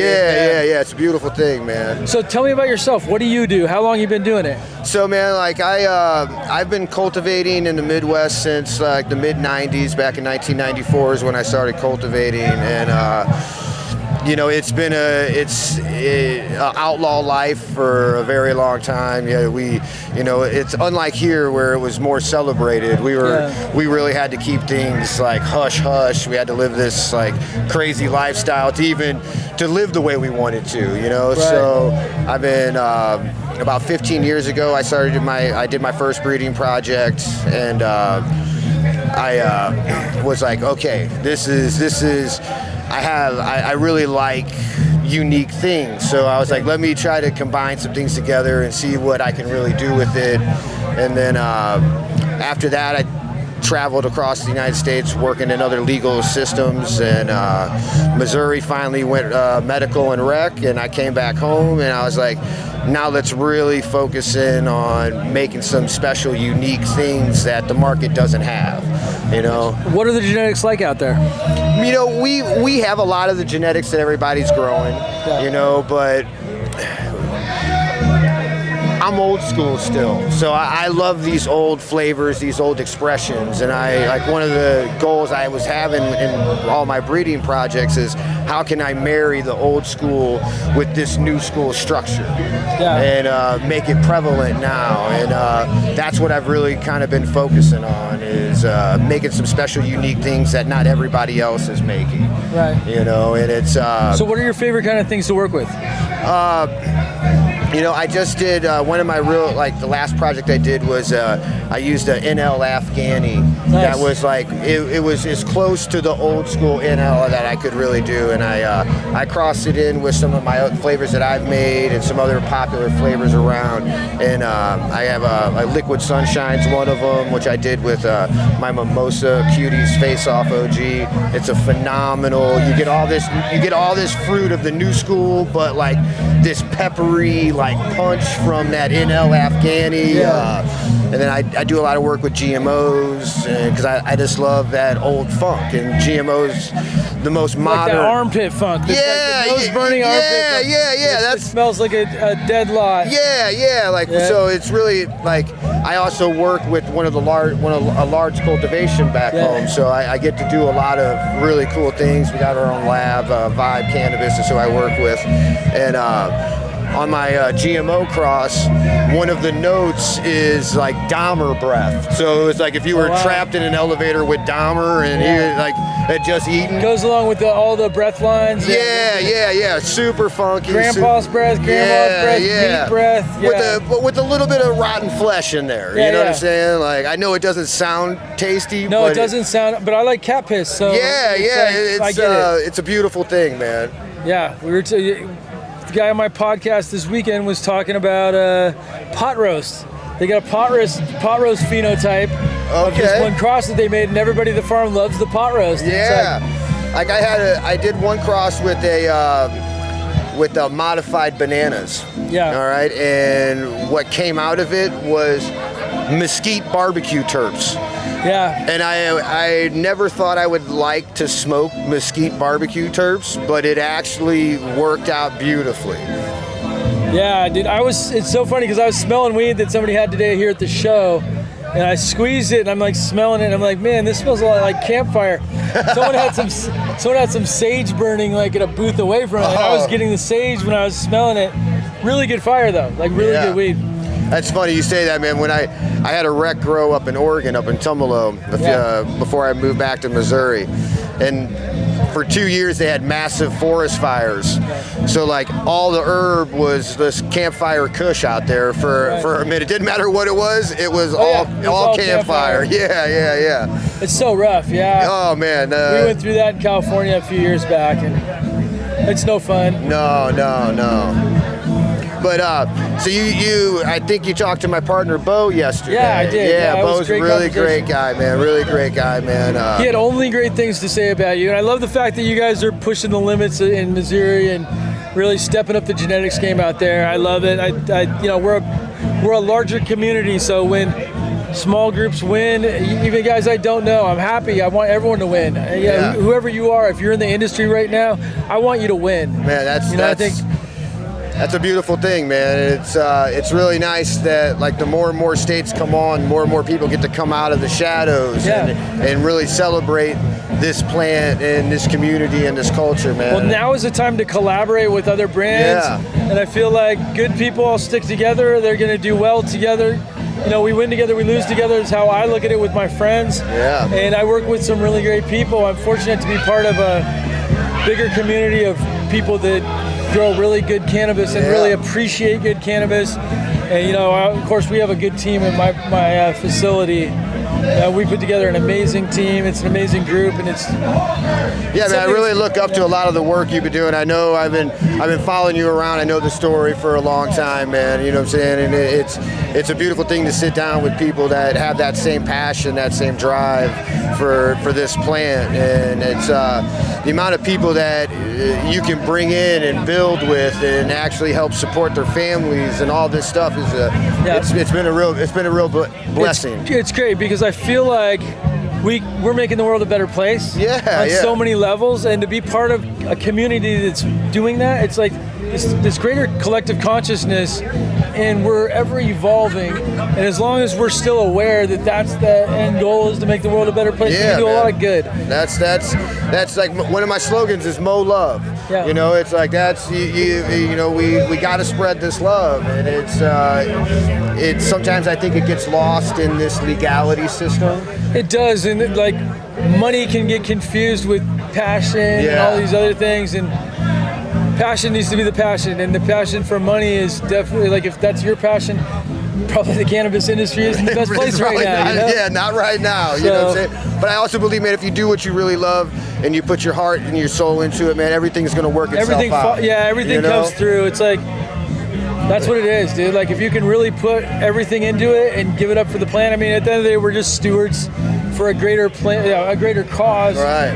And it's amazing just to be part of this thing that's so much bigger than ourselves. Yeah, it's a real amazing thing to be a part of, man. Like the fact that I'm sitting here 30 years later, and I'm in Eureka, California, and it's. And I feel like this is where I'm supposed to be at. This is all the sacrifices, all the nights of every time I've had to tear down a fucking grow because the scene's getting hot, and it's for all of it to accumulate to where it's at today. I'm super excited about where the next 5 years are going to go with it. All the good days and the bad days that have built up to be this day. Pretty amazing. And we got some beautiful reggae playing. We got Junior Toots in the background, man. You can't beat it. Then we got O'Teal coming on tonight. It's gonna be nuts. I'm a huge Grateful Dead fan, Dead Company fan. Sure. O'Teal is absolutely amazing. I was lucky enough I got in early and got to watch him sound check, man. And I was like, you hear him warm up for any Dead songs or what? No, they didn't warm up with any of that. But I know it's coming. Even if they don't do it, I know he's gonna put on an amazing performance. Hopefully he sings too. I don't know what to expect. I'm just really excited. Yeah, this will be my first time seeing O'Teal and friends. Me too. And I know it's going to be, no matter what, it's going to be a great show. No matter what, it's going to be a great show. Lettuce last night was great. Oh my God, Lettuce was amazing. They jammed. They were epic, dude. It was a lot of fun. I think a lot of people I talked to this morning that didn't know who Lettuce were. Yeah. Some of the older heads. And they were like, oh my God, dude, they were killing it last night. And I was like, man, that was, last good night energy, was good. Dude. Yeah, good energy. Everybody was flowing, man. It was great, man. Right on, dude. Thank you so much for taking the time. Thank you, I'd man. love to get you on a appreciate podcast when you come to the Bay next time. That'd Let's be do great. it, man. Yep. Thank you very much. All right, no problem, man. Thank you. I'm here at Cannifest 2024 with Catchmaster Alex. How are you doing today, Alex? Good, man. Yeah, I was having a great time. Dude, so my big question to you is, do you have a sticky trap for these motherfucking mosquitoes that are fucking, you know what I mean? I do, actually. I was a little concerned that I would end up with all the mosquitoes in my booth, because I have one of those Vector fly lights. I didn't plug it in, but I was thinking about doing that, plugging it in. Seriously, you should go on the other side and plug it in to attract all of them away from us. Yes, exactly. Dude, it's a nightmare. I mean, the mosquitoes are the only problem out of this whole place. Yesterday I'd say it was worse because there was so much humidity around. Yeah, and it for was sure. warmed up. And it Today's was not all so day. bad. All day we had mosquitoes yesterday. All day yesterday, yeah. But not today. It seems like a little bit better. But I have like 20 bites. Yeah, some people too. Some people attract mosquitoes more than other people because of You their should make senses. a sticky trap jacket. Oh, I should. Dude, you know, a yellow jacket. Where you could have removable sleeves for the sticky traps on your arms. Oh and yeah, everywhere. that's a good idea actually. And put the lights under the armpits, maybe. Yeah, you know, that's a good idea. Yeah. If nothing else, you could have a cool novelty jacket. Yeah, I won't even need a booth. I can just walk around in my seriously? jacket. And They get like a Letterman jacket style, you know? I like it. Yeah. Dude, so how's Cannifest going? Cannifest is going really good. Yeah. You know, it's for me a lot of my customers are like have booths here. Yeah. You know, the people I actually work with and that use my traps and stuff like that. So it's kind of nice. Normally I could just walk the show and kind of interact as far as like, you know, promoting and all that. But it's just nice because of like the subcultures here is cool. The music's cool. Yeah. You know, I mean, this is where right here, you know, it's crazy to think about. I'm sure you already thought about this. Yeah. It's probably the best weed in the world is all right here right now. I've seen some of the best weed in the world this weekend, especially for early finishers. So a lot of my focus has been on breeding for effect over the last couple of months, but like really early finishers is so important. Yeah. And a place like this, we are in the beginning of September and there's finished flower here, dude. I love that. That's a good point too, because normally never in history have I seen so much early finishers in one place, dude. It's like finished flower, dude, that's ready to go, and it's like, wow, that's a real early finisher. That's so true, huh? Yeah, I know it's it's not just varieties, but also with the depth too, and all that light assist. And, for sure, there's a ton of all that stuff up here. Yeah, it's almost like the no more season almost. No, you know? It's wild. Yeah, it's wild because you'd have to do like a harvest time festival. Yeah. You know, like December or something. That's kind of how Emerald Cup kind of was doing that, right? I've seen some gnarly looking weed too. I've seen some gnarly landrace stuff and some really cool stuff that's been bred locally where they're breeding with like genetics that most people wouldn't fuck with even. Yeah. You were telling me you had some like 10 pre-rolled already, huh? We do. We have 10 big monster joints left. I know. I had like 20 this morning. Oh, you did? Yeah, 3.5 grams, you know. Oh, sick. We're loving it, yeah. What do you got? We got some Permanent Midnight. We've got some Skittles. We've got some Zootopia. I rolled up some coffin candy from, shout out to Planta. That coffin candy in that RS11.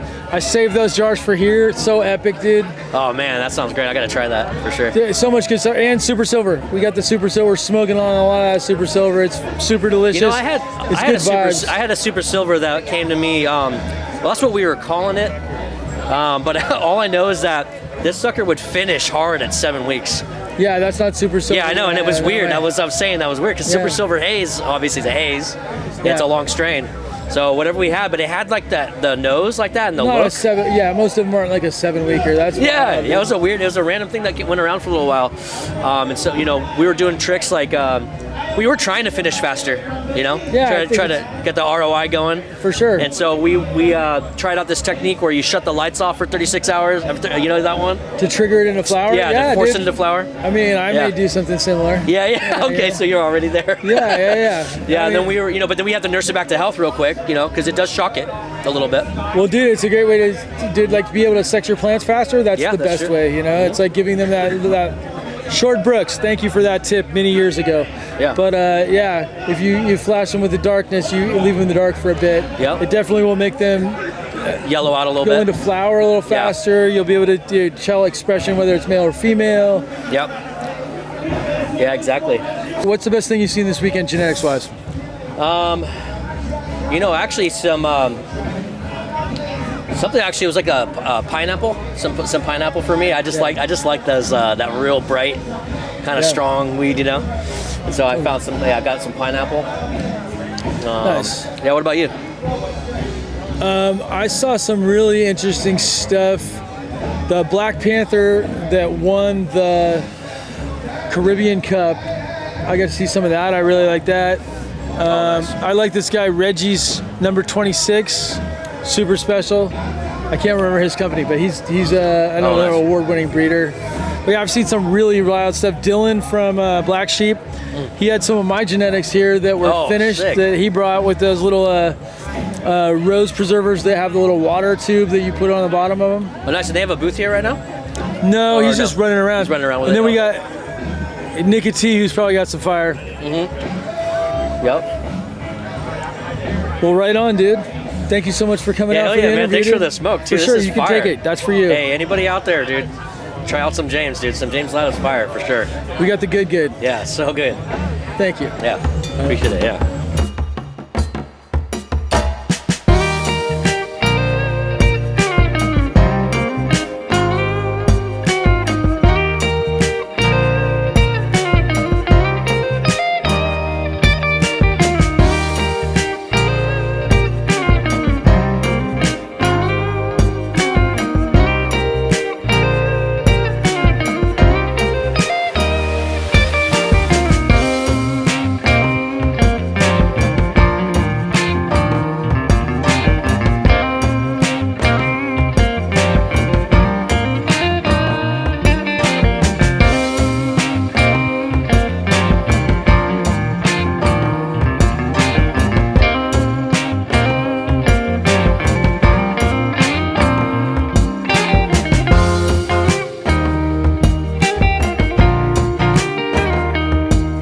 How's it going? I'm here with Reggie from Canna Country. We're here at the 2024 Cannifest. How are you doing today? Yo, excellent. We're here to celebrate a plant that I love.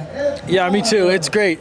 We got good music, good people, great weather, an amazing flower here. I've seen, and before I met you, I got to see your flower. Nice. And the number 26, I can't remember what it was across of. Forbidden and Cherimoya, and I go back 25 years on the Cherimoya half of the equation and crossed with the forbidden fruit. Yeah, and it's special. I love seeing special stuff that's a little bit different. That's the beauty of coming up to Humboldt too. You see stuff that's different. I'm from the Bay, so we see a lot of the same stuff.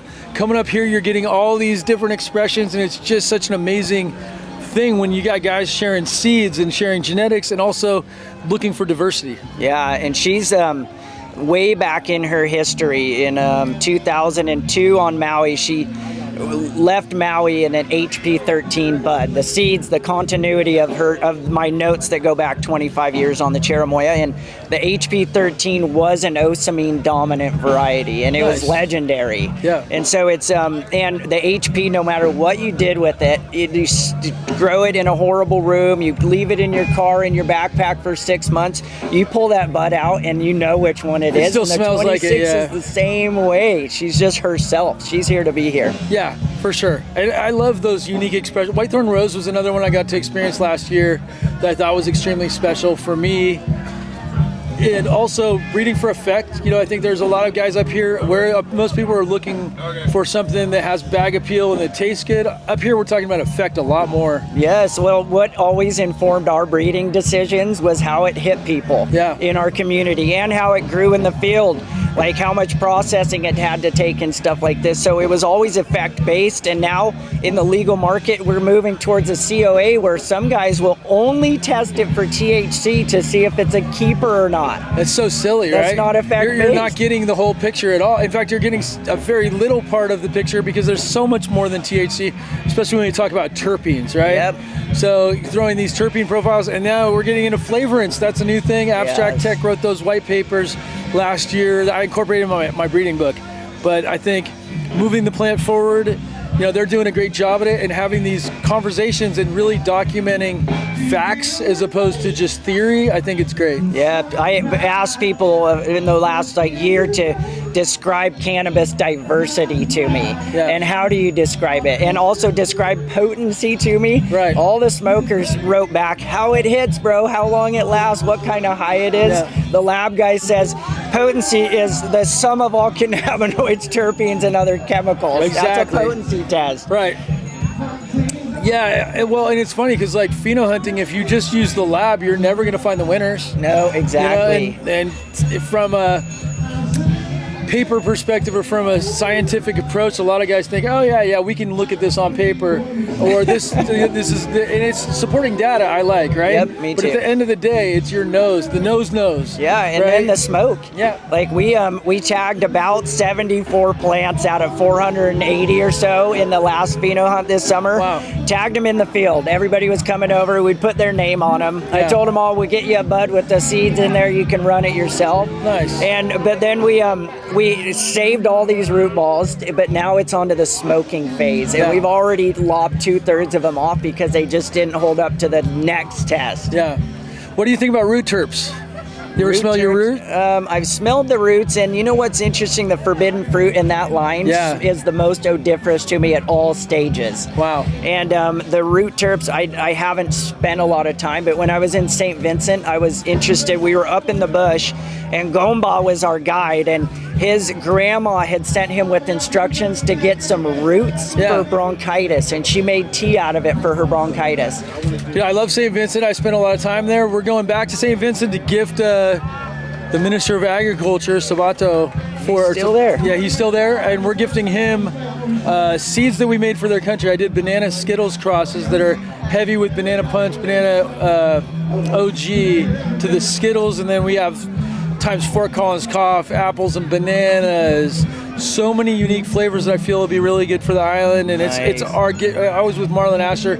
It's our way of giving back, and you know the people there. They're extremely poor. There's a lot of poor, happy people. Yeah. And so if I can help contribute to that in any way to their society, doing better, giving something to the people that the people can use to improve the quality of life. I mean, there's a lot of people trying to go in there and improve their quality of life, but they need to improve the people's quality of life. Oh my gosh, I'd never seen such disparity, and I lived on Maui a long time, but I went to St. Vincent, and one thing that stuck with me is the happiness about what they have. Yeah. They weren't bitching about what they didn't have. They loved what they had and were so appreciative, and everybody was asking for seeds, and I kept saying, save what you have, because we're still at a day and age right now where it's like, the question mark of what is the value of these land races that have developed in a place like that. Yeah. And you've been there since I've been there, so how did the volcano impact genetics? Because directly on the island, but there's so many islands within St. Vincent and the Grenadines that have their own varieties that they've grown. But a lot of this stuff has been hybridized already on the island. It's a small island, pollen. I went there in 2018 to talk about pollen mitigation, right? And so the importance of pollen mitigation. Not allowing. I believe in regular plants, but I don't think that everybody has the power where they're going to want to just grow them out, and there's potential for contamination. Well, when I was there, we had a function at the Cannabis Revival Committee, Spirit Caudle, and there was like 50 local farmers, a bunch of Rastas and a bunch of non-Rastas, ganja farmers, and I posed the question because as I was up there, like, who has selected? And they all were scratching their head. And father and son came up and they're like, yeah, we think Uncle selected. Well, then I got brought up to the bush where we got off at the rock beach.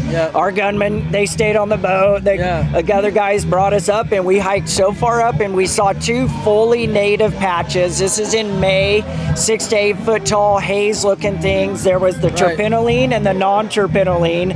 And then the third patch, Patrick's place, he had the 6-inch tall plants and the foot tall plants, and I said, Patrick, he's like, hybrids. I said, do you ever take seeds off of that one for the next round? And he's like, no. And he just like, let me show you what I do. And he grabbed seeds, and there was no selection thought. And this is kind of like what a guy was telling me at Emerald Cup is like the Afghans, when people brought the Afghans here, that was the first time that they had been selected.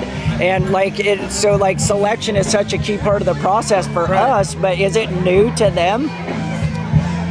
I think it's new to a lot of people in emerging markets where they don't have a lot of education on the thing. I mean, St. Vincent's had seeds though, and they've grown from seed for a long time. I mean, Marlon's from Trinidad, and they used to get some of the best flour from St. Vincent. Yeah, they had soil.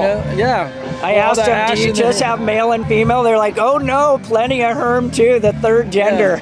We got plenty of all 3 genders. Oh yeah, but it's a beautiful place.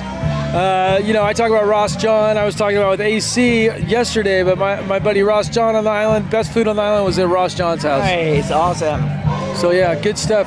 Well, thank you so much for coming on today. We'll have to get you on a podcast. I'd love to discuss this more and breeding and everything else. Great, let's do it. Thanks for having me. Absolutely, nice meeting you. Nice to meet you too. How's it going? I'm here with Steve, founder and the man behind Cannifest 2024, dude. Thank you so much for coming on the interview, bro. How are you doing? I'm excited. Thanks for having me. Dude, it's been such an amazing event. We're at, I think, 5:30 in the evening, day 2. It's been an adventure. What amazing weather today. Amazing exhibits all over. We got people sharing all their love, a lot of flower, a lot of good music, dude. You pulled it off. Congratulations, dude. It's an awesome event. Right on. Thanks for coming out here, really, and being a part of this community and having a great event right on the bay here. It's really the perfect spot. We're so glad we took this park over last year and did it again this year to kind of show the community that we have this amazing resource that's underutilized here, Halvorsen Waterfront Park. It's beautiful, yeah, and I feel like this is something that's only going to get bigger over time. I'm looking forward to the future, but you really have something going on with the great music, all the local cannabis. I mean, Oteil and friends, I don't know how you pull this stuff off, but man, this is great.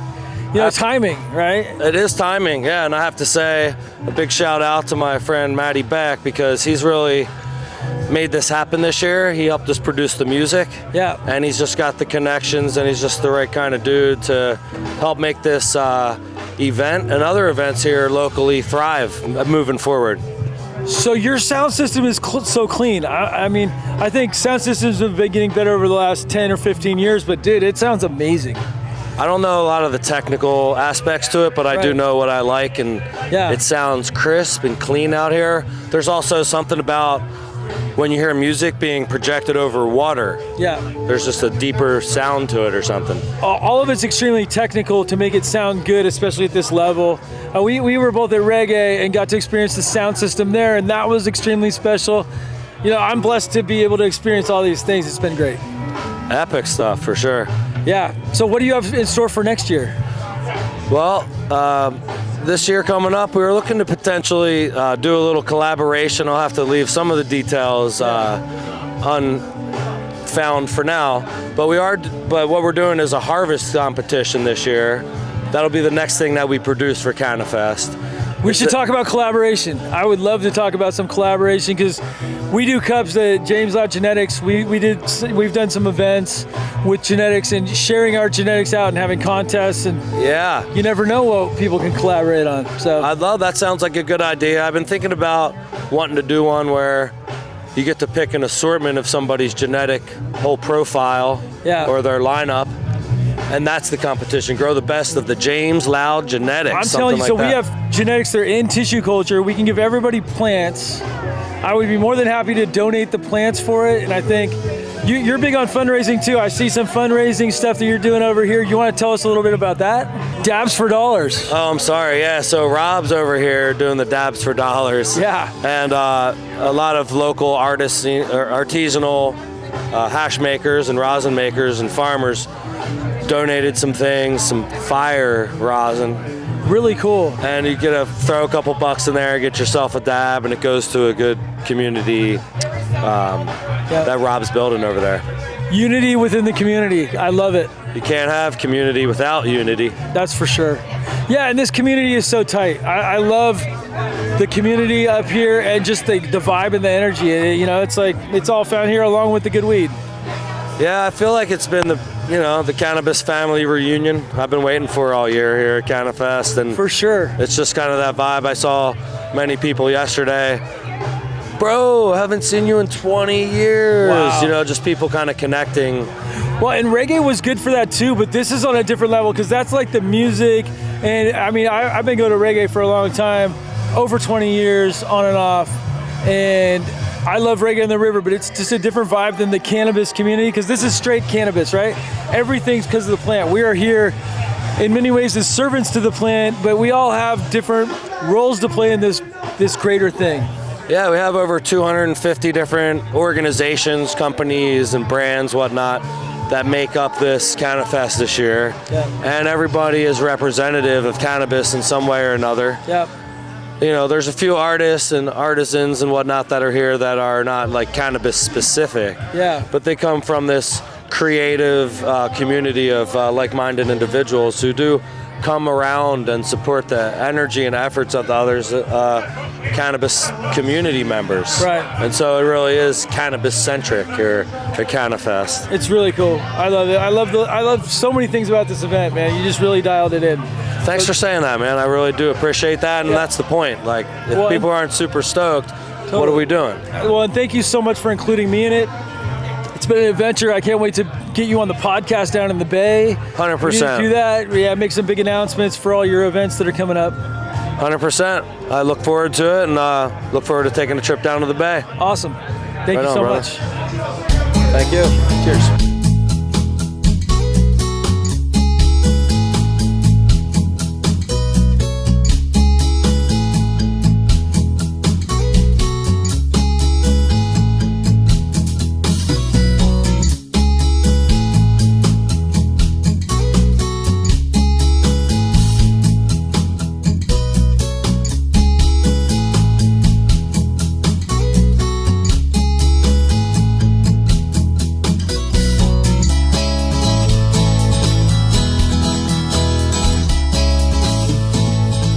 I'm here with Nat from Humboldt Seeds and Penny, and she's an author and she teaches nursery. How can I describe you, Penny?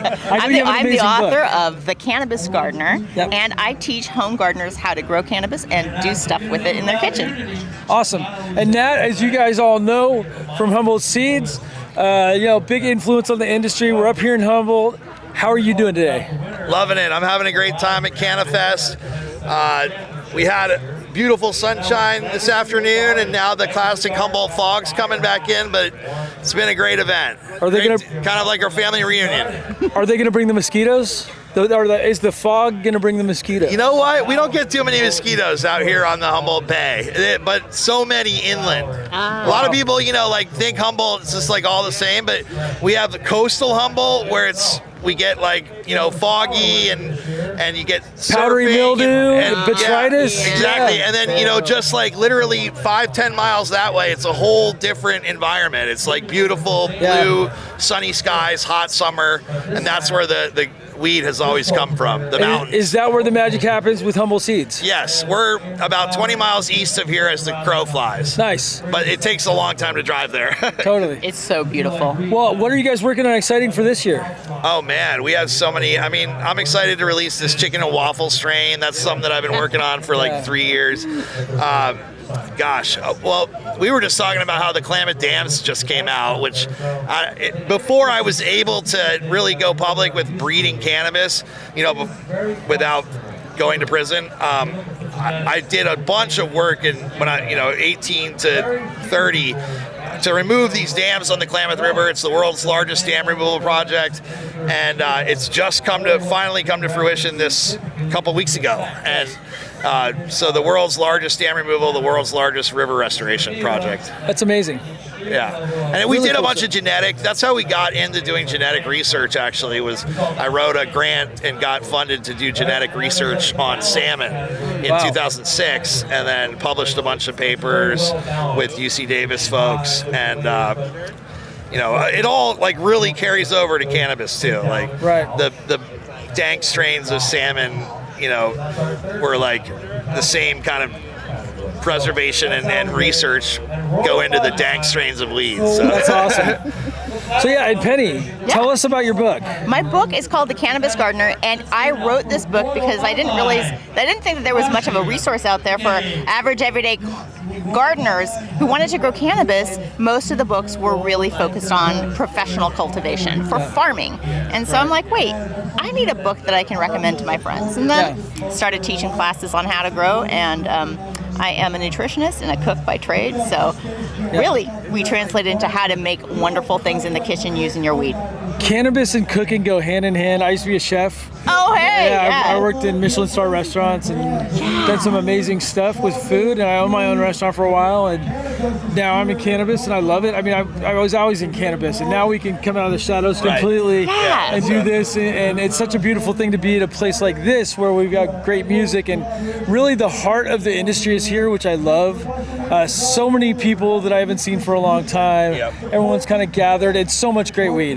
Yeah. Like at the end of the day, you know, we're all here for the weed too. So. Yes, beautiful. Exactly. Yeah, so check out Penny's book. Check out James Loud's book on breeding too. Like great resources. You know, Penny keeps it really simple. That's what I love about the way that she's like, you know, just like how to grow good weed really easily. That's right. And then James is like a little bit more technical and deeper stuff, you know. We try to go deep, but I feel like my book has something for everybody. So, you know, it's one of those things, and I think breeding is a natural progression from learning how to grow. Yes. So if you guys don't know anything about cannabis, buy her book, get into it, and if you want to learn something more and you've already been growing, I think breeding is a great next step once you can make the plant express. I agree. Yes. So yeah. I'd only been growing for 2 years, like a year and a half when I bred my first, you know, I wouldn't call it breeding a strain, but when I made my first, you know, seeds in 97. Yeah. Awesome. Love it. You ever make accidental seeds? Oh yeah, over the year, of course. You do, know. yeah, for sure. Yeah, I've got one in my garden right now. I call her Miss Mysterious. Nice. Mysterious. There you go. It's a good strain name. So what was the coolest thing you guys have seen this weekend? Oh man, I love the grow games. Those are always fun. Like yeah, the Olympics of growing, you know, kind of funny joke, but it's pretty fun to watch. Yeah, watching the guys stack the bag of dirt. Yeah. And having Sasquatch here, that was really cool too, you know. Yeah. I mean, Humboldt's so rich with like cannabis history, and a lot of people don't think about all the nuances of like, you know, sort of breaking your back, hiking Gorilla Grow down a mountainside with like a whole bunch of nutrients on your shoulders and totally. I used to strap trash cans full of weed onto external frame backpacks. I'd like rip the backpack off and just have the frame, strap a trash can to it and fill it up with weed and hike out the mountain that way. Wow. That sounds like fun. It was wild. Yeah. Makes for some amazing stories though. It helped me stay in shape back then. I bet. Now I'm not doing it, so I got to figure out something else, you know. Excellent. Well, thank you guys so much for your time. I really appreciate it. I look forward to having you both on my podcast, and let's do that again sometime soon. Thank you. Thank you. So we're here at the end of day 2, Cannifest 2024 in Eureka, California. What an amazing adventure. We had great music, great food. Smash burgers were a hit, actually. I was surprised. I'm a huge Smash Burger fan. There was some great interviews. I feel like we got to meet a lot of new people that had amazing flower, and you know, I met a guy from Canada that has some great stories about smuggling from back in the day, and we're gonna get some other guests on these podcasts that we weren't able to capture in the interviews. But yeah, we got an amazing lineup of music last night, and today we got Oteil and Friends. I'm super excited about that. Thank you guys for tuning in. We got MJ Biz coming in December. I look forward to sharing that with you guys there. Have a good one.